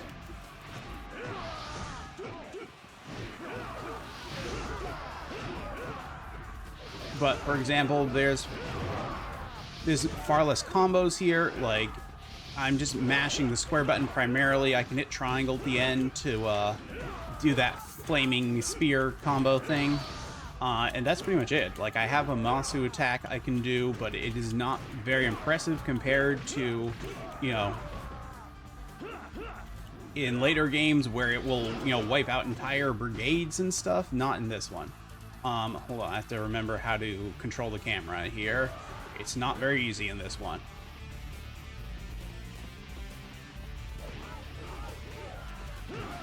So far, none of the 3 games we played have had dual analog controls. Despite this being a PS2 in which every controller had a DualShock 2, you know, there was no issue of, oh, whoops, this isn't the right, they don't have the right controller. Like, you could be assured that everyone had 2 analog sticks, but they still did not bother. We'll hit this to hit these guys.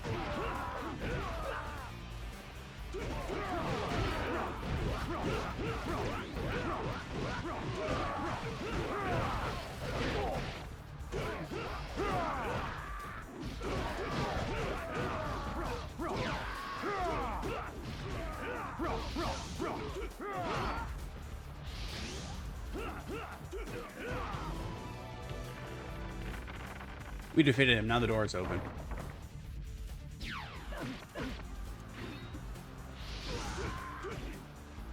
That enemy hit me and blocked my attack. That doesn't happen in Dynasty Warriors anymore. Nameless enemies don't do things like that. But here, you're watching, like, it's just standard-ass troops, like, actually present a challenge for named soldiers. Which, like I said, doesn't happen anymore. And that means that this level is going to take significantly longer than the opening level, or really any level in the games that followed it, because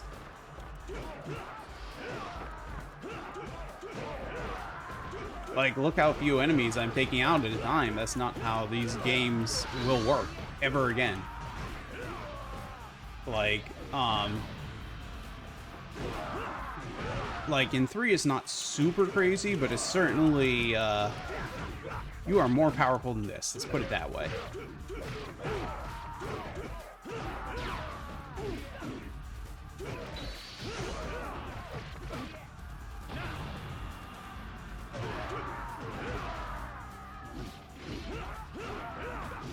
Or maybe you're not more powerful, it's more that the enemies are just significantly weaker unless they are named enemies. Like, the focus very much becomes you destroying the standard soldiers and, you know, putting a great deal of effort into fighting, like, the named character enemies. But, here in this first of the games, it is very much a case where I really need to focus on taking out a significant number of these standard-ass troops, or one, my forces won't progress, and I potentially will lose because my generals will all fall if I'm not assisting them in taking out these battalions here. And also will just be very, and that even if they don't fall, they won't be with me, and it's just very challenging in this game to single-handedly take out forces, because they are so much more likely to attack. They're so much more aggressive than they are in later games, and so there's not a ton of options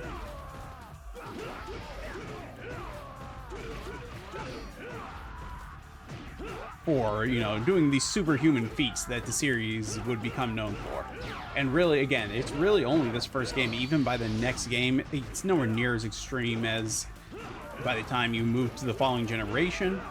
But this is really the only game where things are as simple as we're seeing here.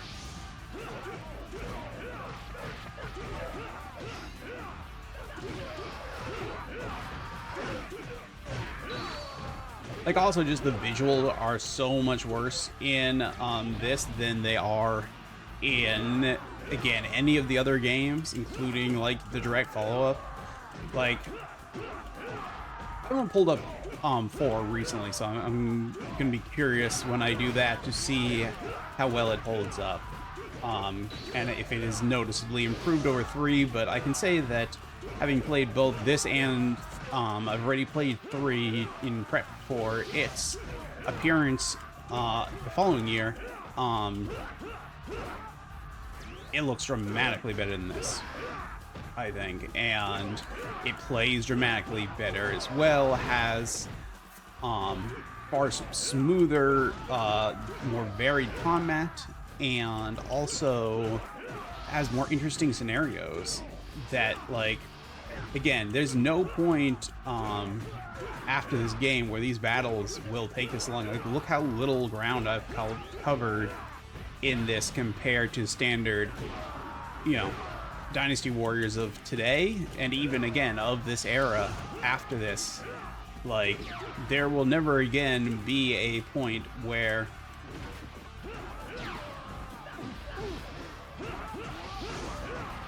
I will spend this long taking out individual troops like this. That's just never going to happen again.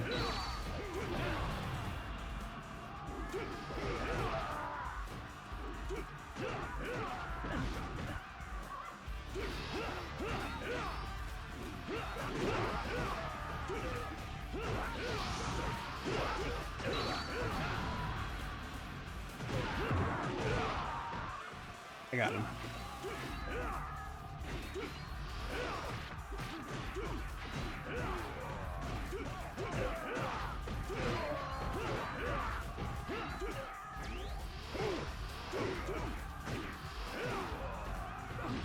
So my instinct is to just exclusively focus on the named enemy, because that's what you do in a current Dynasty Warriors game, because the rest of these dudes aren't going to do anything to you. But here, I know in this one, you see, I'm just getting hit in the back if I do that.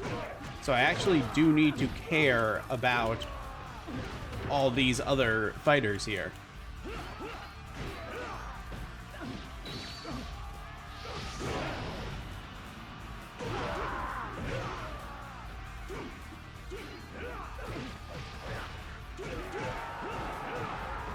Okay, I got him.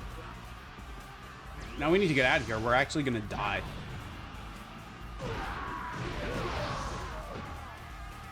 We're gonna go see if, okay. So we've beaten him, so another gate is opened.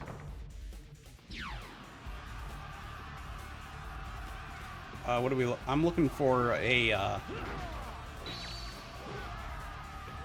see if I can find any healing items.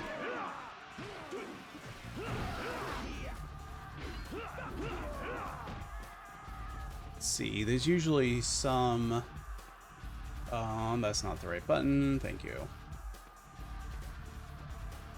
Like in the center-ish area, I feel like there's usually some items. Here we go, that's what I'm looking for.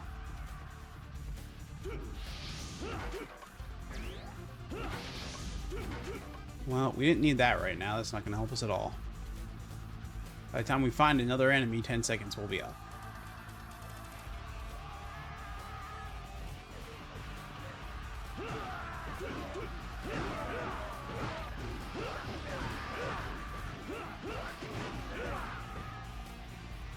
I guess we might as well use our Muso, since that's a Muso refill.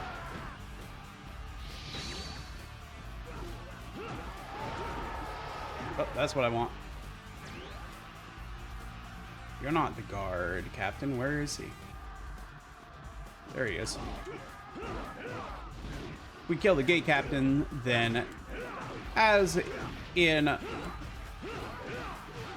previous games, or sorry, not as in later games, the enemies will now stop spawning in this area. And so we will be able to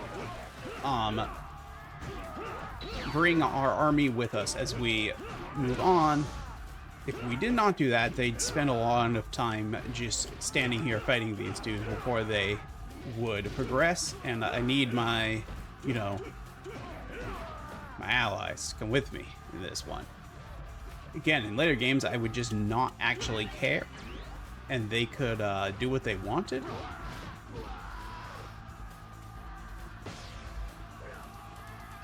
Our morale is dropping because we are not fighting enough. We need to continue on. I don't know that this ever appears again in this series, this concept of like just random saves that fully, like, that refilled my, like, I already had full of everything, but if I didn't, that like fully refills your health and your Muso and saves your position. I don't know that that is something that happens again in this series. Oh, my allies over there won that fight now.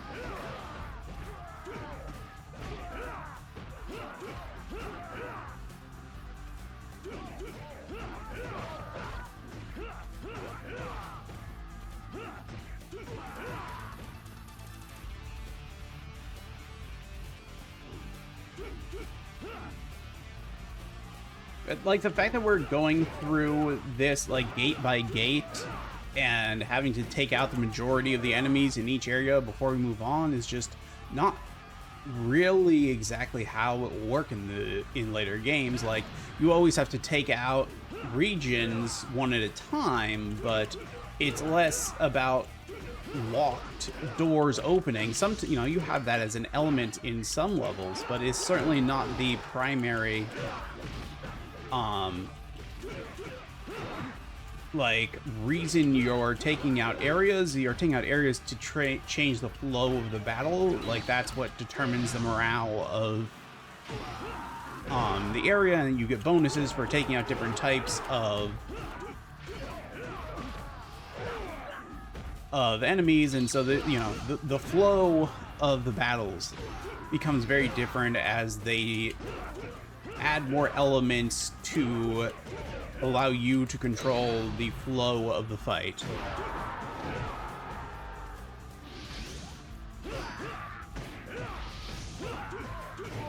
Instead of having the designers control the flow of the fight as it is here, where, you know, I have very little control of the strategy here, right? I have to open these doors in the order that the designers have intended. There's no real way for me to get around having to do that.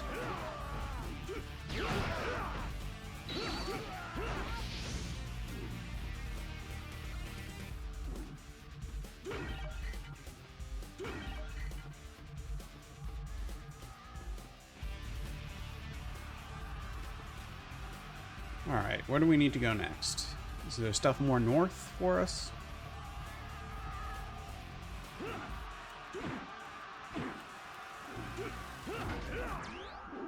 Oh, now you'll see. So look at my health now that's nearly completely diminished.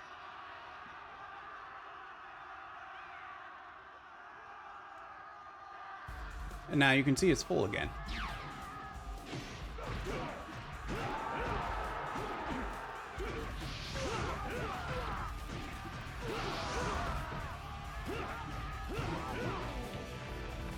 Oh, good. They finally managed to defeat them and open that door.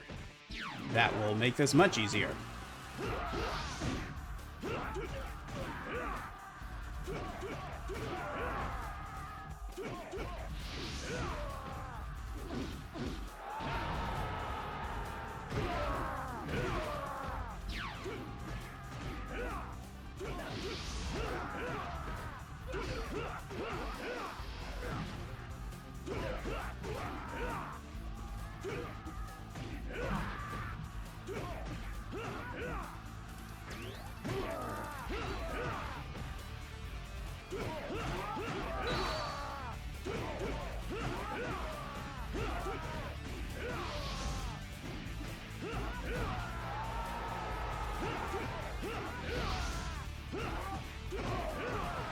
Another thing is when we get to the like 360 and PS3 era, the camera will be pulled back quite a bit, and so you'll be able to see a lot more of the battlefield at once, and that will allow them to make the attacks have a much wider range that allows you to take out, you know, hundreds of troops in a single blow, not hundreds of troops in a battle.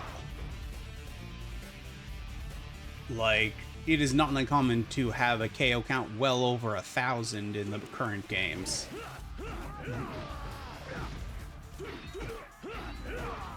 You know, sometimes you have one in the hundreds. It's not, you know, like it's impossible, but the idea that we've been playing this for like, you know, 15 minutes now and I don't even have 300 KOs yet shows just how much less carnage is occurring here.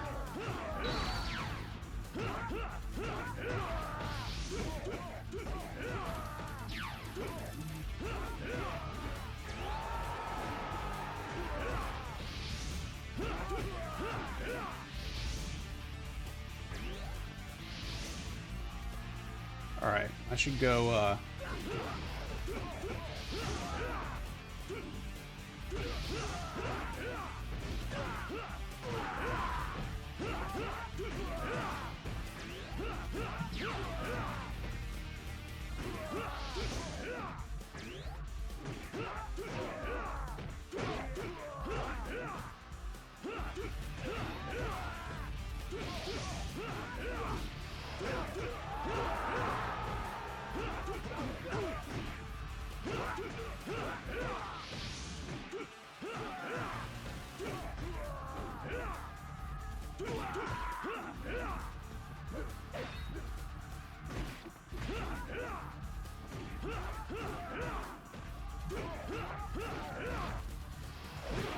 There's also no way to distinguish on the map here between different, like, types of enemies.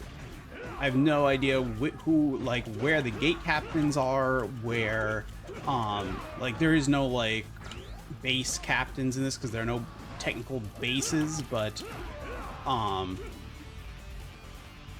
you know, there's no easy way to know where the important battles are occurring here. And that's something that will definitely improve over time as well. I bring up a lot of this because I think one of the common things you hear about Dynasty Warriors is that the game doesn't change a lot. Like, see, there's the gate captain right there. So he's who I've been needing to take out this whole time, but I had no way of knowing which of these places he's at because the map doesn't show that. And that will, you know, very much change.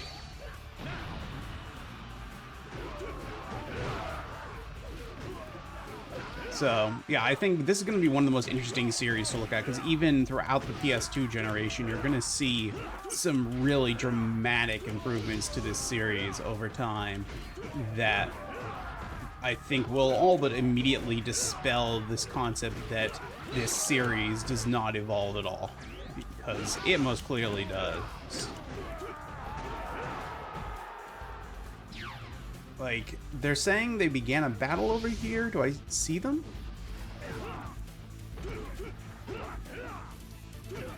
At least I think that's what that was trying to indicate. Like, they were clearly, like...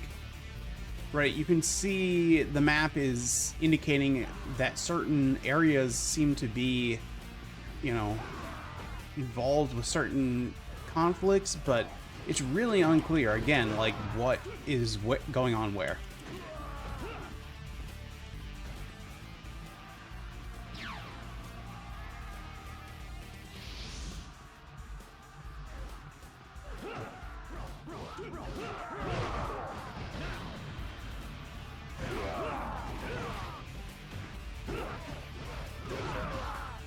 But, like, I just saw a guy on a horse that I'm pretty sure had a red name over him, so there we go. There's a Zhang Ma Chen. He's a major enemy character in this.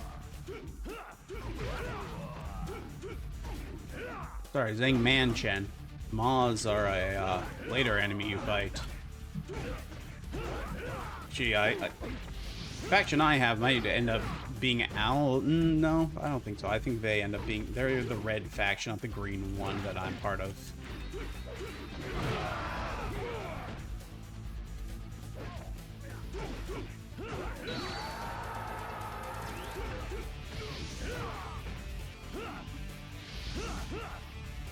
Okay.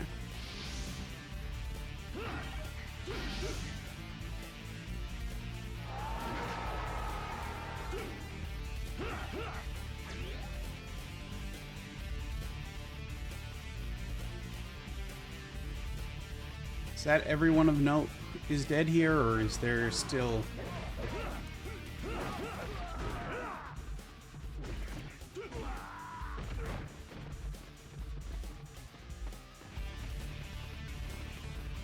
Okay, you know what?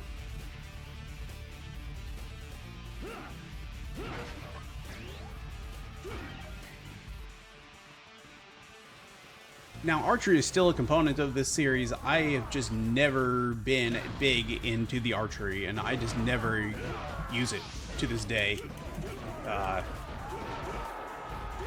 in any of the Warriors games. You know, unless it's their main weapon. But anytime where I have to actually aim the bow, yeah, I just don't use that at all.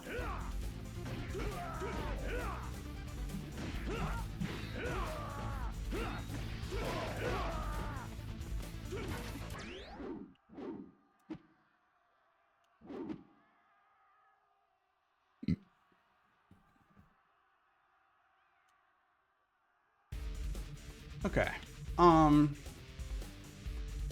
If we go there, I should show you what happens.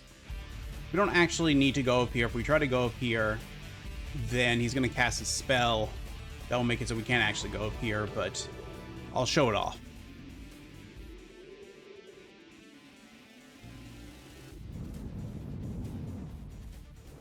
remember that for when we play the next game, because you'll see how it is done, I think, in a more interesting way in that game.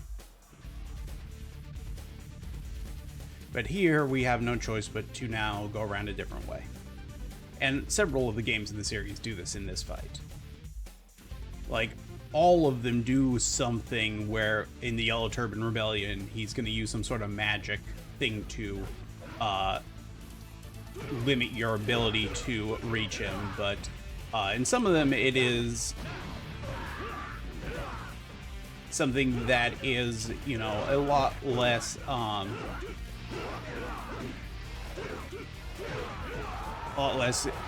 again, like funneling you in a very specific path and more giving you pluses and minuses of going in certain directions and letting you, again, control the flow of battle in a far more tactical or even, you know, strategic level in a way.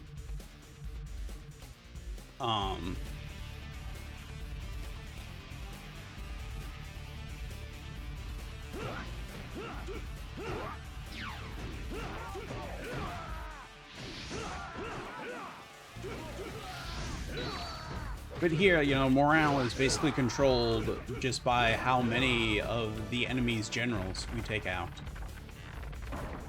Oh look, they finally managed to get through their side. Those are my allies.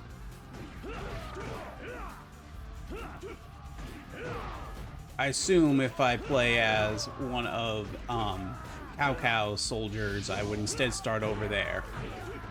So I think that's where he began. The Yellow Turban Rebellion was crushed by a alliance of soldiers from various different factions. I'm gonna go help them over. No, how do I get over there? It's too late. I'm too far. We're gonna go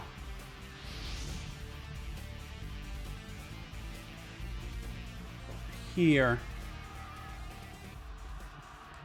This will break this pass.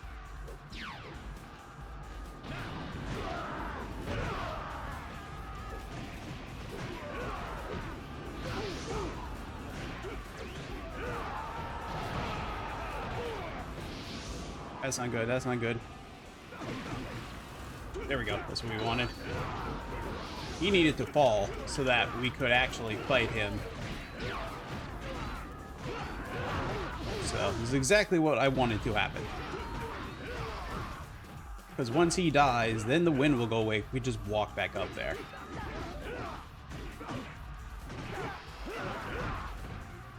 But defeating him, easier said than done.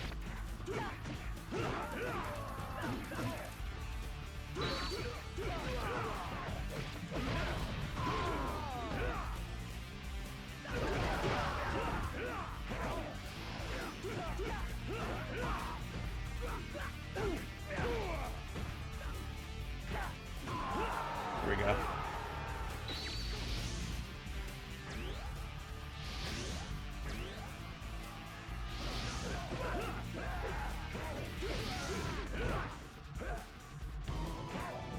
Okay, and as you can see, the wind will now stop.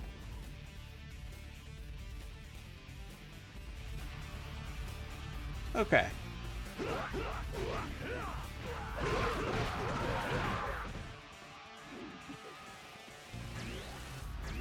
It's gonna be interesting because in later Dynasty Warriors games, we will probably play 3 or 4 levels. Would be my expectation. Here we're gonna be, you know, we're gonna decide how we're gonna look how long we played when we get to the end of this first one. But I don't know that we're even gonna play 2.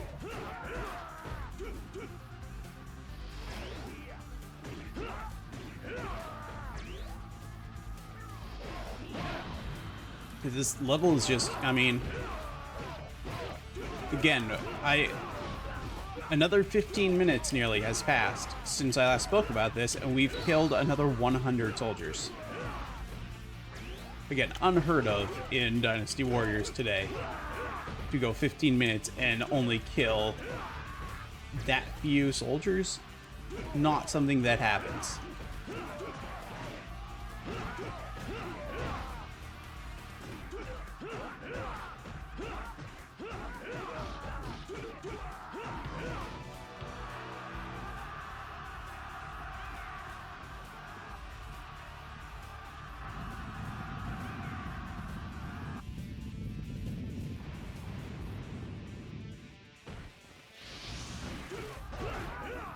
So there he blocked our forces from continuing along that path. That's okay though, because we're continuing along this upper path that has nothing to do with that. So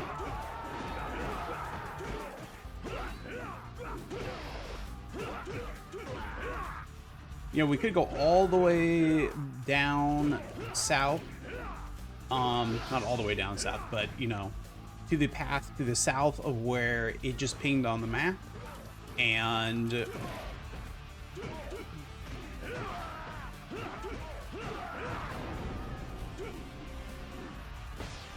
you see, like, because of his antics, we have had one of our generals has failed in his mission and has fallen. And if that happens to our leader, then we would in fact lose the mission. So, you know, we can't let things get too bad down there.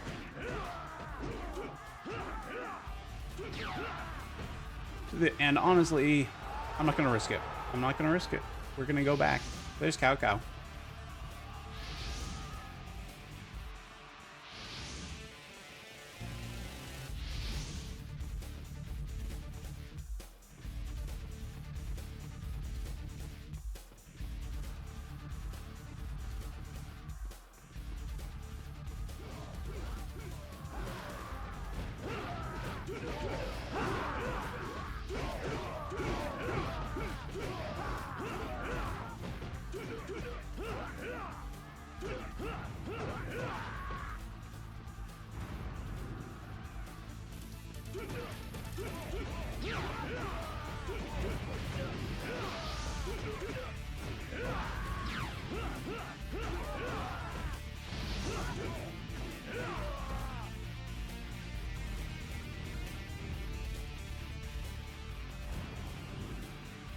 I've helped clear the path for them.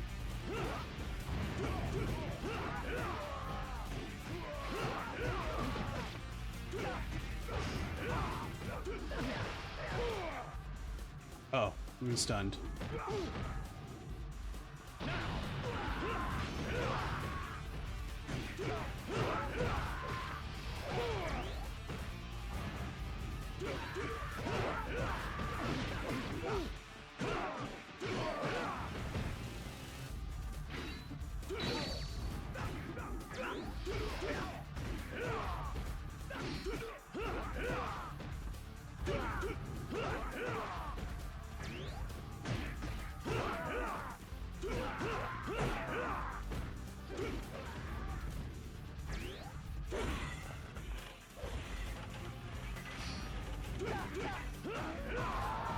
There we go.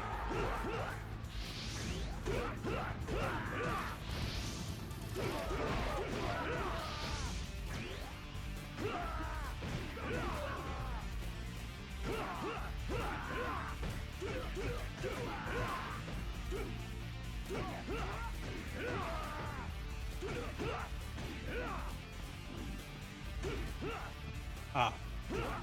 Okay. We can take out this gate captain here. We should be in very good shape here.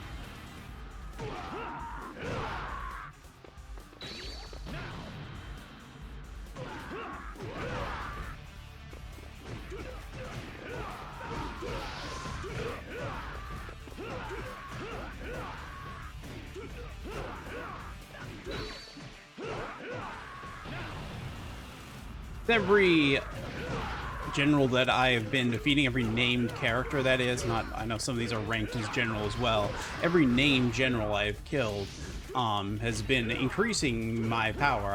I've either been picking up offensive or defensive buffs, and so that is why here towards the end of the battle I'm far more able to take on the soldiers than I was back at the beginning.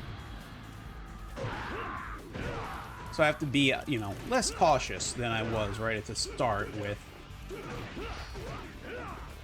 getting myself surrounded like this early on in the battle would be very bad, but as the battle progresses, I am better able to defeat these as my power increases, and also as their morale drops, their effectiveness decreases. And so, as you can see from that morale meter, their morale currently is very, very low. And so that is making them far less effective than they otherwise would be.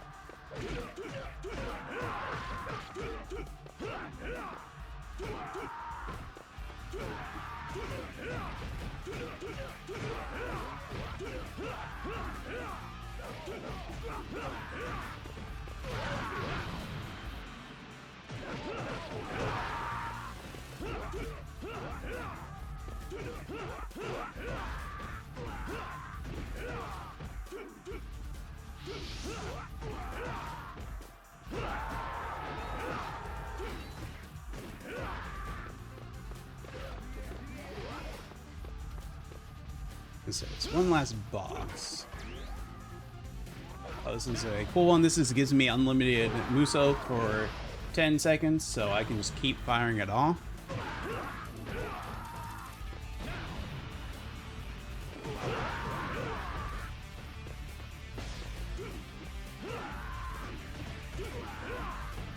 My bodyguard didn't survive.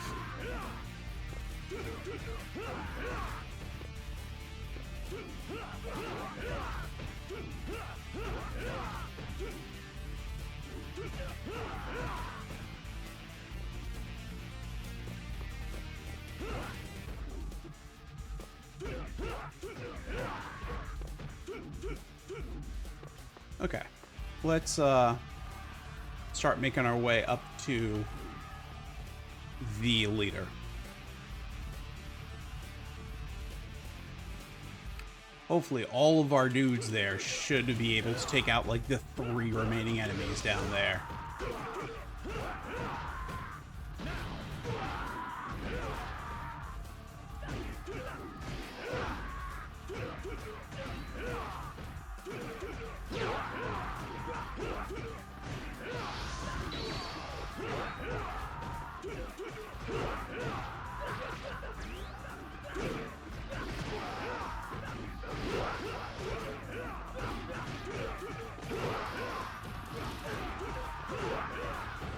I'm gonna assume that's the type of vampire Barney, or the type of dinosaur Barney is there, but I don't actually know. So your joke might be slightly lost on me.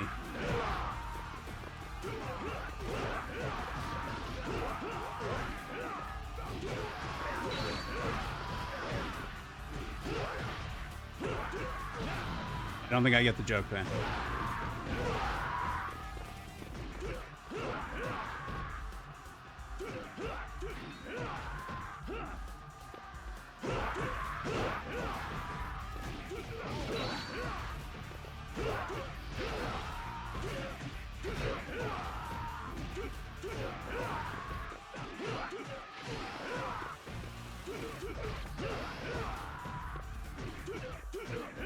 That just doesn't seem like a fun experience. Why would I want to read a book that was artificially lengthened for financial reasons? That just sounds bad.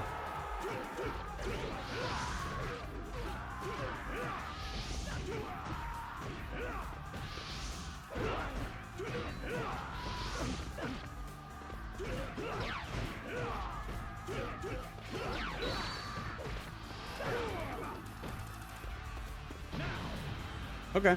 I mean, I've literally never heard of it, so sure, you say so. I believe you.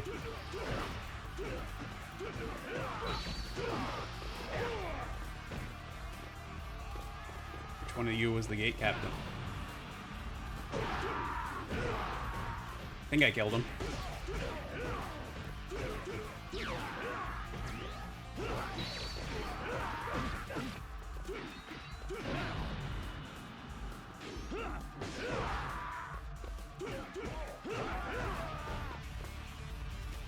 Okay, we might need to retreat here for a little and aid our allies because they're getting destroyed and I'm getting destroyed up there.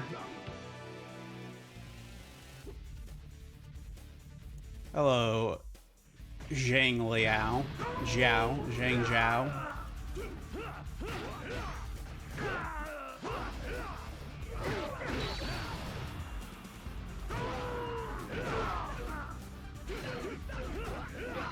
Oh, he's recovered all his life. We need to flee. Let's see, can we find any healing items down here, maybe?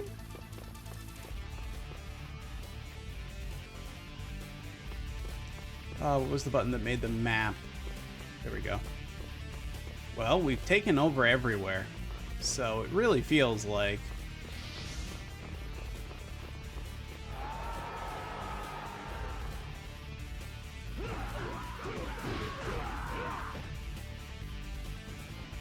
there we go. Ethanol recovery. That would do it.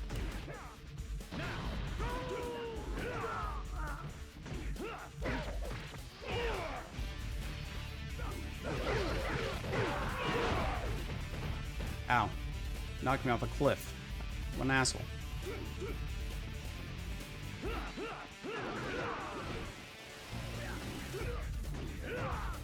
Did he follow me off that cliff?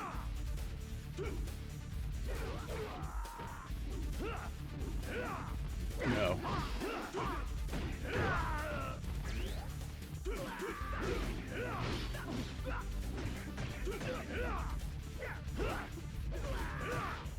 Again, I have to tell myself in this first game I need to kill all of his bodyguards first and then deal with him afterwards. Whereas my instincts in playing a Dynasty Warriors game is just kill named enemy. But that clearly is not effective in this game. Ha, I knocked him entirely off.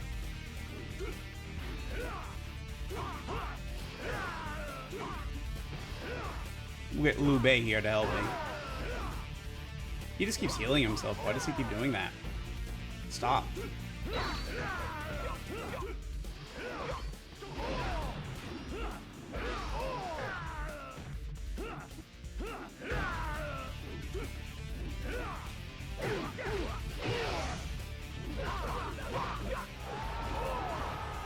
Like, literally all my allies are here. Surely all of us combined can take this guy out.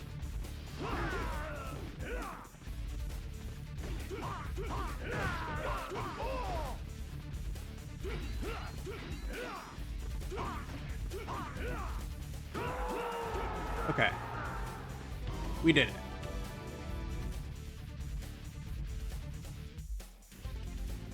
It took almost our entire army to defeat him. But the Imperial forces were triumphant.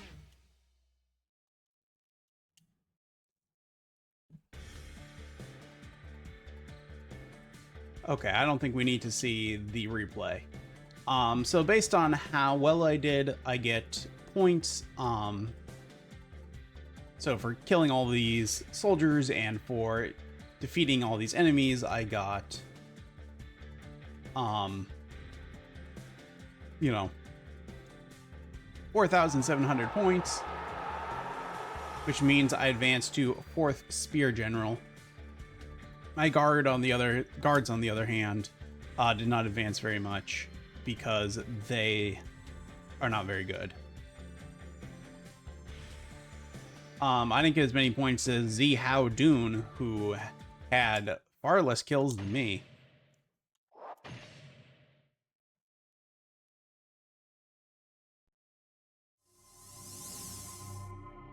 And then things just progressed dramatically forward in time, all the way to Hulao Gate. Like, years have passed in between these two battles. But okay. Again, I don't think we're gonna have enough time to play all this. I'm debating whether or not we want to move into doing no, we're gonna do this. We're gonna play at least a portion of Hulao Gate because I think it's a major battle that we'll see in every one of these games, and so I think we should see how it is done here before making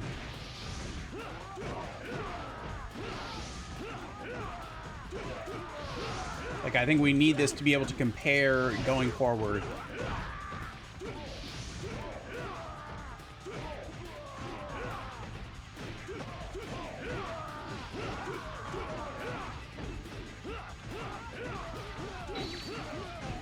So at this battle, this is where the forces of the Emperor defeat Lu Bu and push through to the Imperial City of Kyoto and essentially save the Emperor. The key here is one of the most famous battles shown in this series, because Lu Bu is portrayed as like this crazy, super powerful badass, which, mind you, he is in the book as well.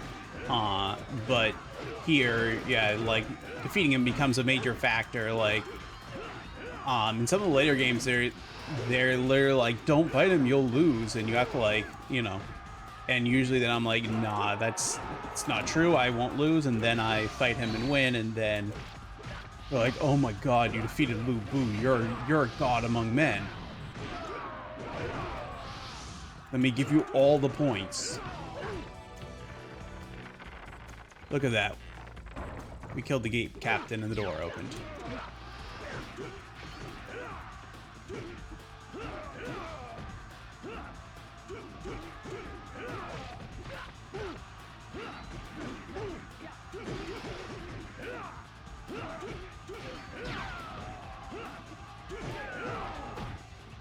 Okay. It's a gate down. But again, just noteworthy how much these levels are very much linear paths that the designers have dictated the progression through in a way that is just not going to ever be associated with this series again after this.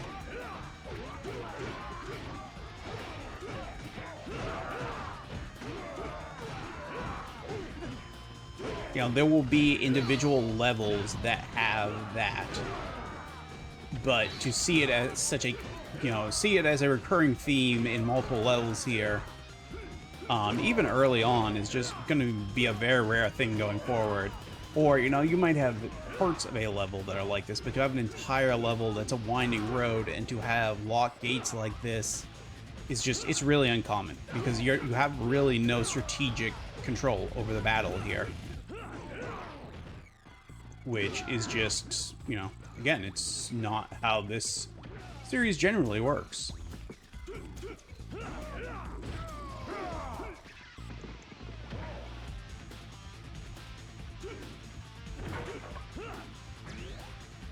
It also isn't really giving me, like, I could go all the way back there maybe and move to the other, one of the other prongs there of the battle. But there's really not a ton of options for choosing my own path through this battle. Based on my character, I started in a specific location, and you know, at least in these first two battles, I basically am obligated to perform the task set before me by the designers, whereas later games will make it far more freeform. Especially as, you know, like later, when, you know, beyond what we're doing, once we get into the 7th generation stuff and forward, it's far more freeform. I mean, hell, Dynasty Warriors 9 has something almost like an open world structure. Like, you just walk up to battles as they're happening and engage in them. It's like you can just walk away if you want. You don't even have to be involved if you really don't want to be.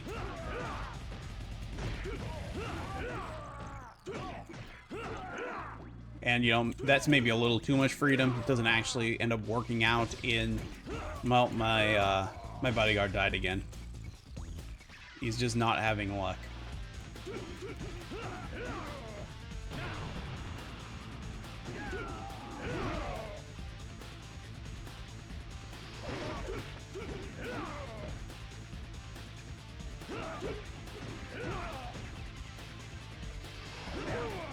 But I would say, like, taking out gate captains in later games, is really more of it's not a key component to progression. It's just like, oh, I want to stop these enemies from controlling this point, and so I'm going to take out this gate captain, and then I will control this point, and so my allies will be, protecting this direction, so I won't get, my forces won't get hit from behind. And so it's a strategic decision. And it's not like, oh, I need to get this gate captain next. I can choose.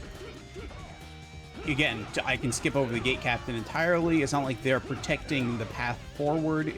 They're usually just there to maintain control of an area. You also then separately have base captains who also control specific points, and so you're taking those out to, again, control the flow of battle, not to inherently progress, and generally there is no one right way to progress, right? You can either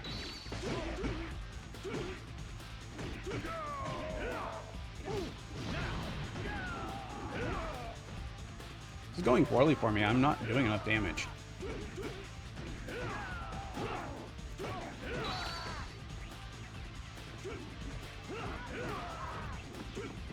Is that my dude? Yes. Couldn't really see.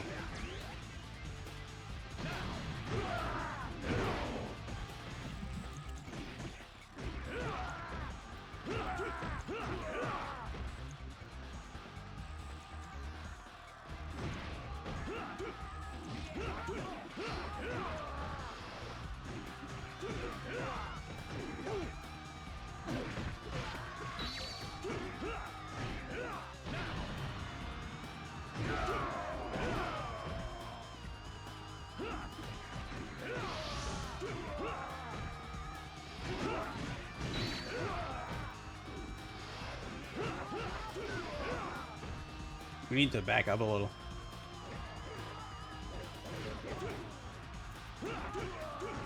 You also have no control over your bodyguards whatsoever, like even like telling them to be defensive or offensive or anything like that here in this one. And that's also something that I think changes pretty dramatically later. You can, customize them, and you can give them, AI profiles to be like, hey, defend me, or, go and attack the enemy, or, whatever you want. And so they become far more effective because they stop doing stupid things and start doing what you actually want them to do. And then, as they continue surviving the actual battle... Why are we going this way again?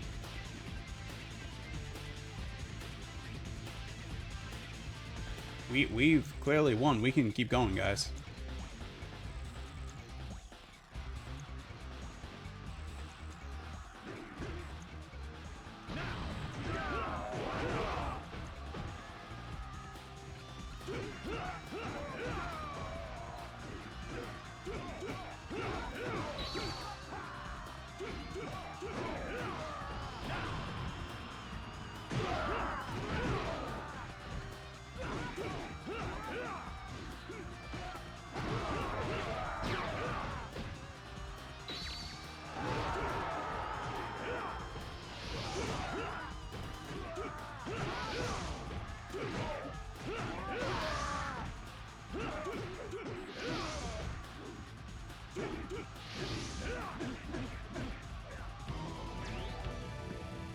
There he is. There's the man. He looks, let's say, less impressive in this game than he does in any of the others. You know, the level of fog in this one is extreme. And there's fog in all the PS2 ones because, well, the PS2 was not an especially powerful system. But this one, it is, like I said, extreme.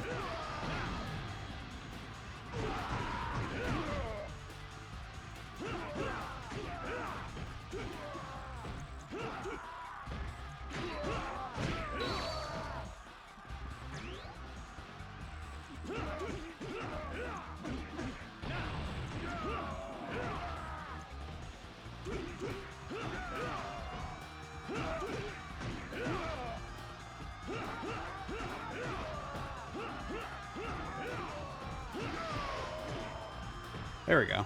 Okay.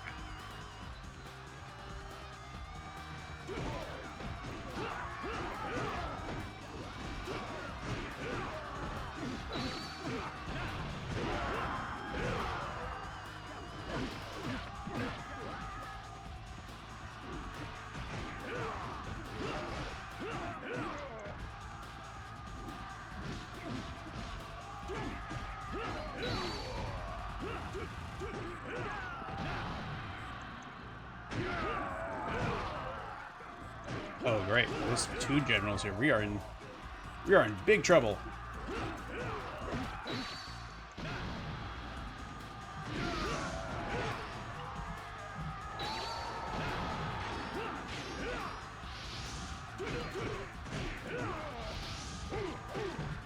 Oh, this is bad. This is bad.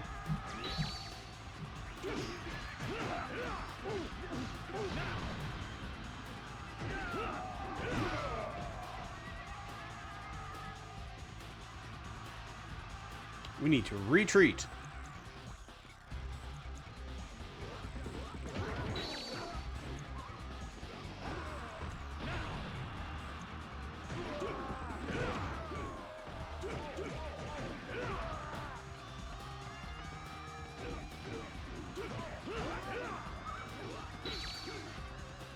Considering we have not got one of those save points yet,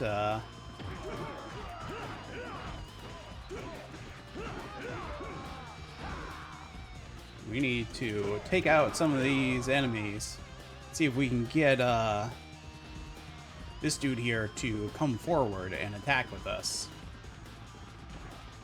Even the odds a little. Right now, we were far too outnumbered there.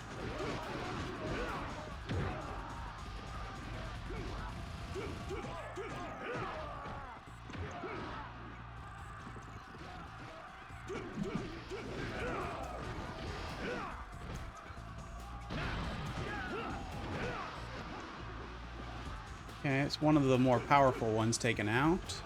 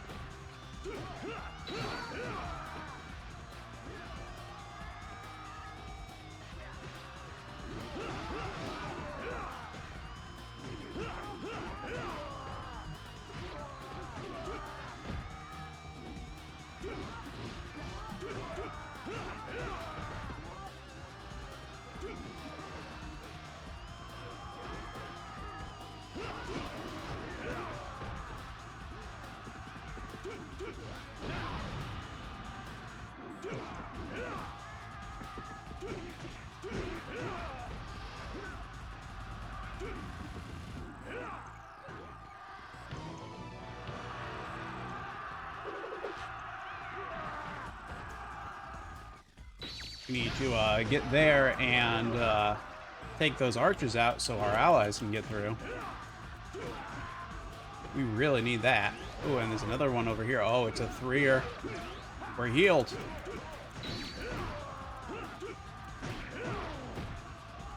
Miracles do come true.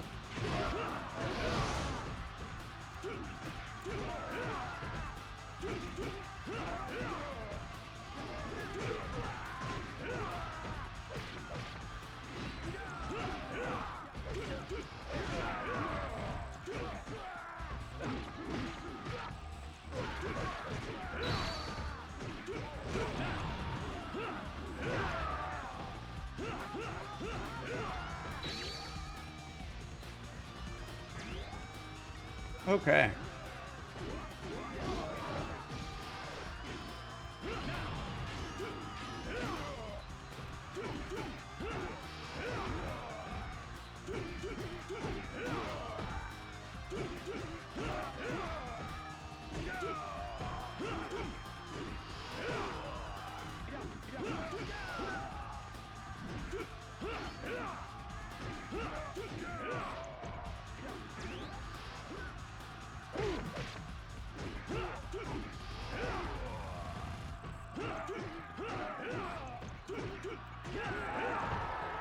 There we go.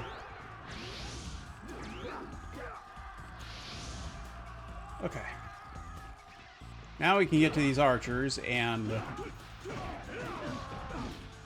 make it so our allies can get through the gate here.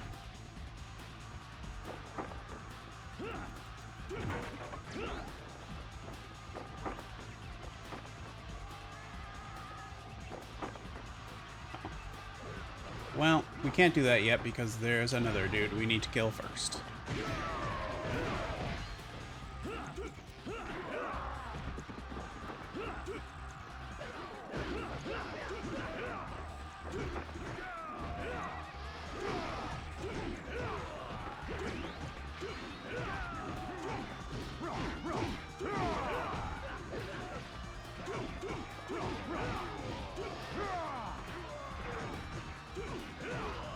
Did he just fully heal himself?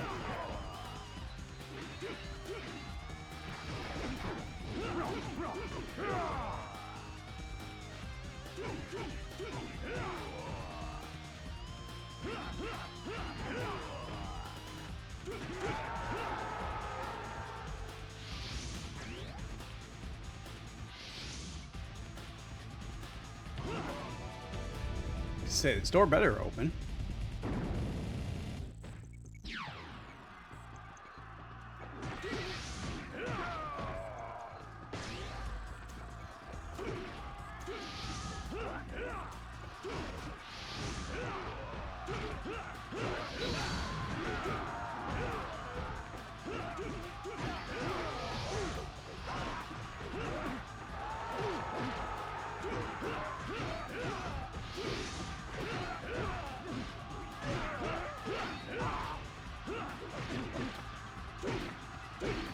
I was wondering yesterday when playing Symphony of the Night if they added any actual symphonic score to it, or if it was still MIDI music on the Xbox version. Because that would definitely be a noteworthy improvement, because the compositions are so good, but the PS2's sound capabilities just don't feel like they're doing the best with it.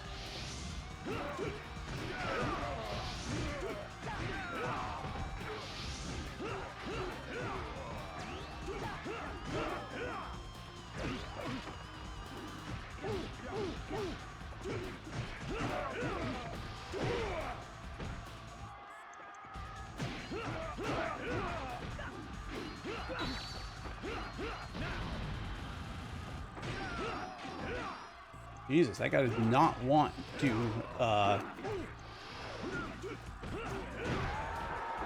There we go.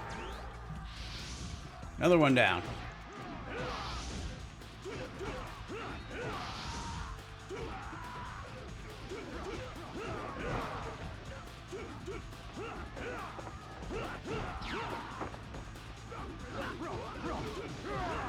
What happened to the last...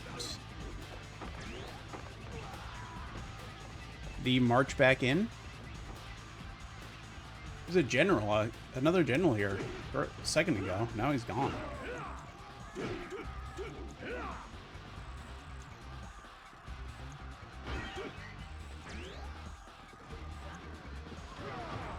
Who are we still fighting out here?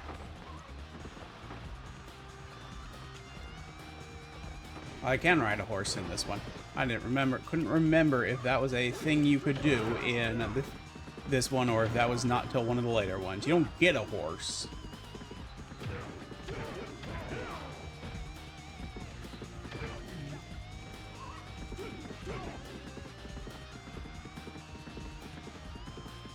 Let's say there's going to be a gate captain here. How do I get off the horse?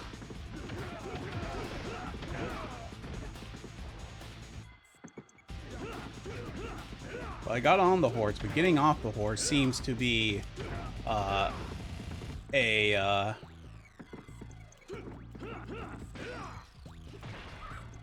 that'll work.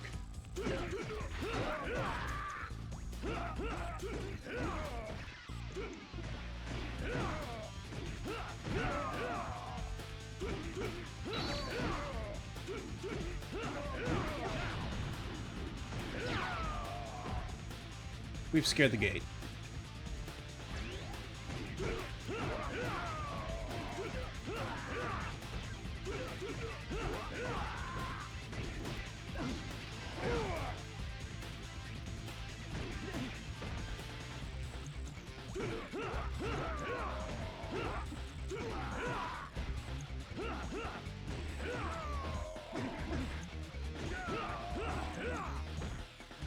Okay.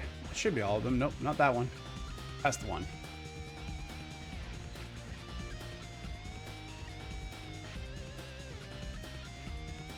Hello, allies. Oh, Blue Boo. We need to go join this battle immediately.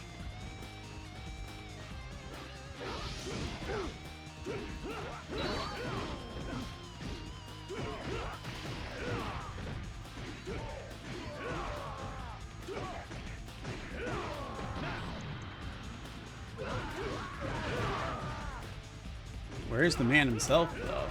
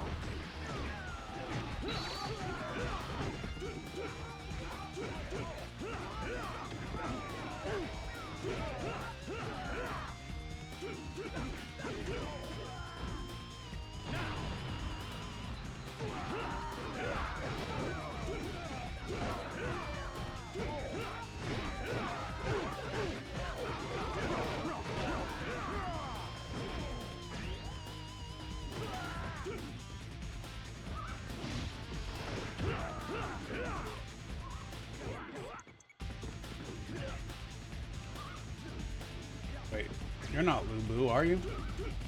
No, you're my guy. You don't have Lu Bu.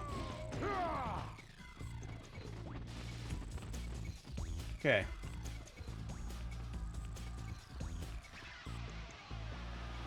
Oh, are you Lu Bu? You don't look like Lu Bu.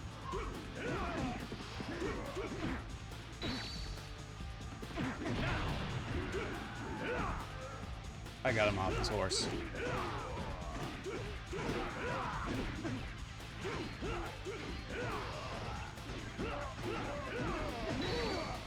How does he have so many items?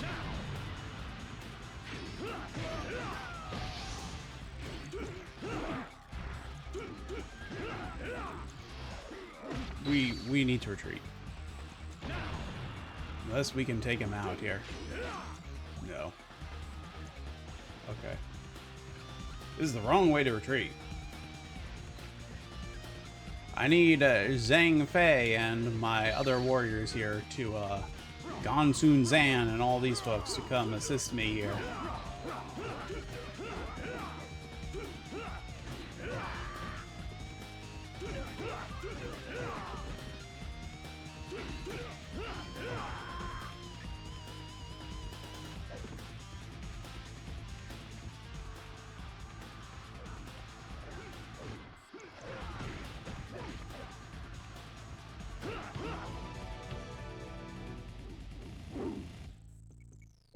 Hello, Zhang Lao. Whoa.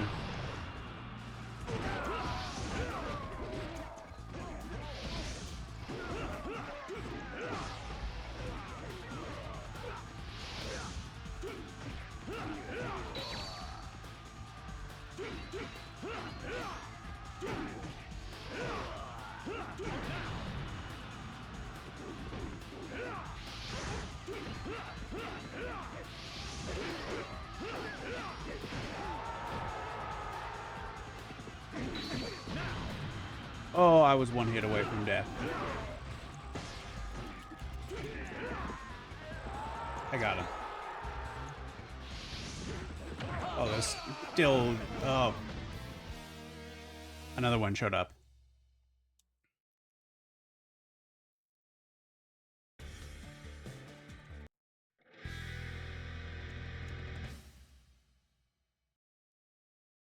Well, we saw it. Okay. That's Dynasty Warriors 2. Also known as Shin Sengoku Muso in Japan.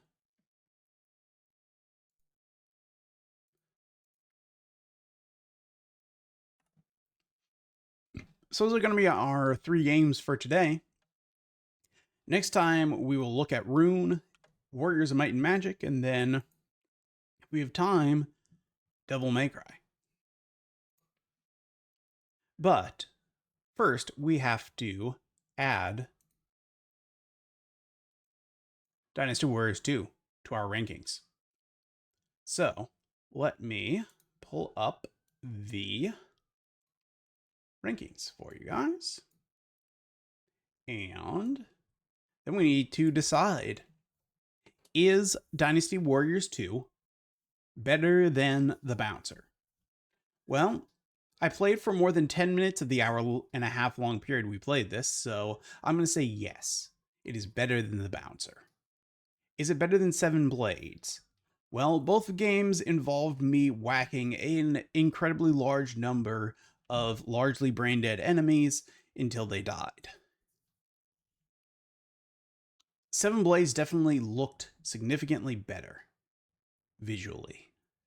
It is not great, but definitely better than this, which I feel is just poor all around.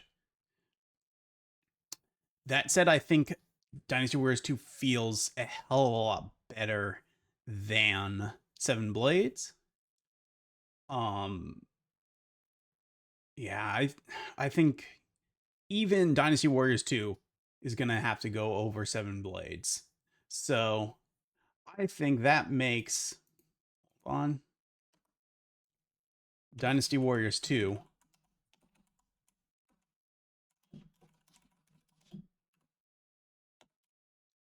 our new number 1. There we go.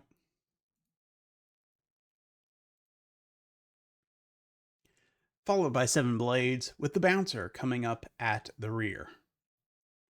Going back over to our games list,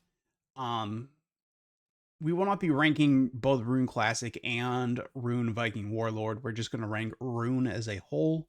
The reason we're going to look at both is because Rune Classic streamlined a lot of stuff, and so took out a lot of content that was in the original PC version, whereas the PlayStation 2 actually added content to that. And the thing is that the stuff that is there in the PlayStation 2 version that Rune Classic removes is not good. but I wanted to show what you had to do at the start of the PlayStation 2 version. Before we will primarily just play the PC version, but we're gonna play the tutorial section essentially of the PlayStation 2 version first, and then we'll move on to just playing Classic because Classic does not have a tutorial section. So you just start playing because it's really, really simple basic stuff. Um, so yeah, we will start with the PlayStation 2 version of that. Then we'll move on to the PC version or the majority of our play. And then we will move on to Warriors of Might and Magic. Agreed, Chainsaw Commando. I agree. But that will occur after Devil May Cry is released in the following year. These 6 games, on the other hand, at best feel okay. But when we move to 2001 and we have Devil May Cry, we have Onimusha, we have Dynasty Warriors 3, which again is a dramatic improvement over the second game. Maximo is pretty solid. Oni is going to be, I have to actually look into that. Yes, it is. What are you talking about? Did you watch me play that 10 minutes ago? That was not a good experience. That of the hour I spent playing that, 10 minutes or less included actually me playing the game, and it was just a repeat of me fighting the same battle in a slightly different backdrop on repeat for over an hour. It was one of the worst beat 'em ups I've ever played. Like, it doesn't feel the absolute worst, but you fight the same exact battle over and over and over. The only thing that changes is the cutscenes around them. It's really awful. And also, yeah, just the percentage, like the amount of time spent in cutscenes and menus compared to the actual battles, which take under 30 seconds. And then you go through 10 minutes of cutscenes and menus before you get to do another 30 seconds of combat. No, it is going to take, an extremely bad game to knock Bouncer off of the bottom spot. I don't know that it's going to happen. Like, I would not be surprised if the Bouncer remains the worst game on this list for the entirety of this series. I don't think I have anything on this list at all, and none of this stuff is going to come anywhere close to that bad. I hate Enclave. Enclave might come close to that bad. We'll see how it holds up. I distinctly remember thinking Enclave was one of the worst games I'd ever played. But yeah, looking at our full list here of stuff through the next, week or two, I have a feeling the Bouncer is going to remain in last place.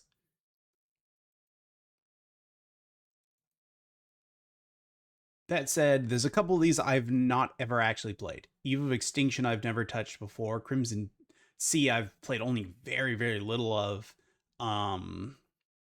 Project Arms and Raging Blades. Actually, all of these games, from Project Arms through to Way of the Samurai. I don't know that I've ever actually played any of these. I've seen, like, State of Emergency, Shinobi, Rygar, and Way of the Samurai, actually. Like, I've seen these last 4, but I've never played them. Project Arms and Raging Blades, I've never touched in my life. So, could not even tell you anything about them beyond that, from my limited amount of research, they fit the theme. So, we'll see. But my expectation is the Bouncer is, it's going to stay at or near the bottom. And let's be clear, Warriors of Might and Magic is also not a very good game, but I don't think it's going to be as bad as the Bouncer.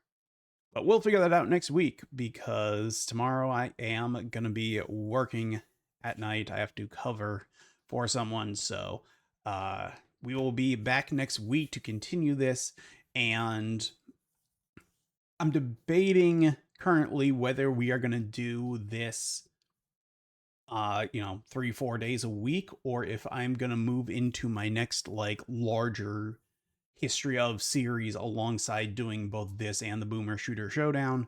Again, I haven't really decided. But if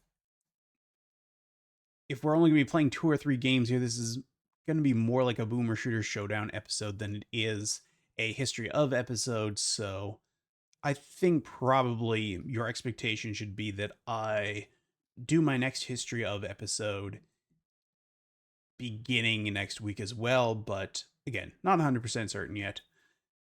Anyways, that will do it for our show today. We will see you all again next week, and thank you so much for joining us. Once we have a handful of episodes under our belt, I will begin archiving these on YouTube, so you will be able to watch them going forward. If you are watching that archive, then thank you, and you can watch the new episodes live on Twitch. We will determine the days of the week for that going forward, but for now, know that there are live episodes on Twitch occurring. We have well over 100, I think close to 150 games to look at. So this series, if we're doing 3-ish games an episode, is going to be going on for quite some time. So thank you again, everyone. We'll see you all next week. Have a great weekend, and good night.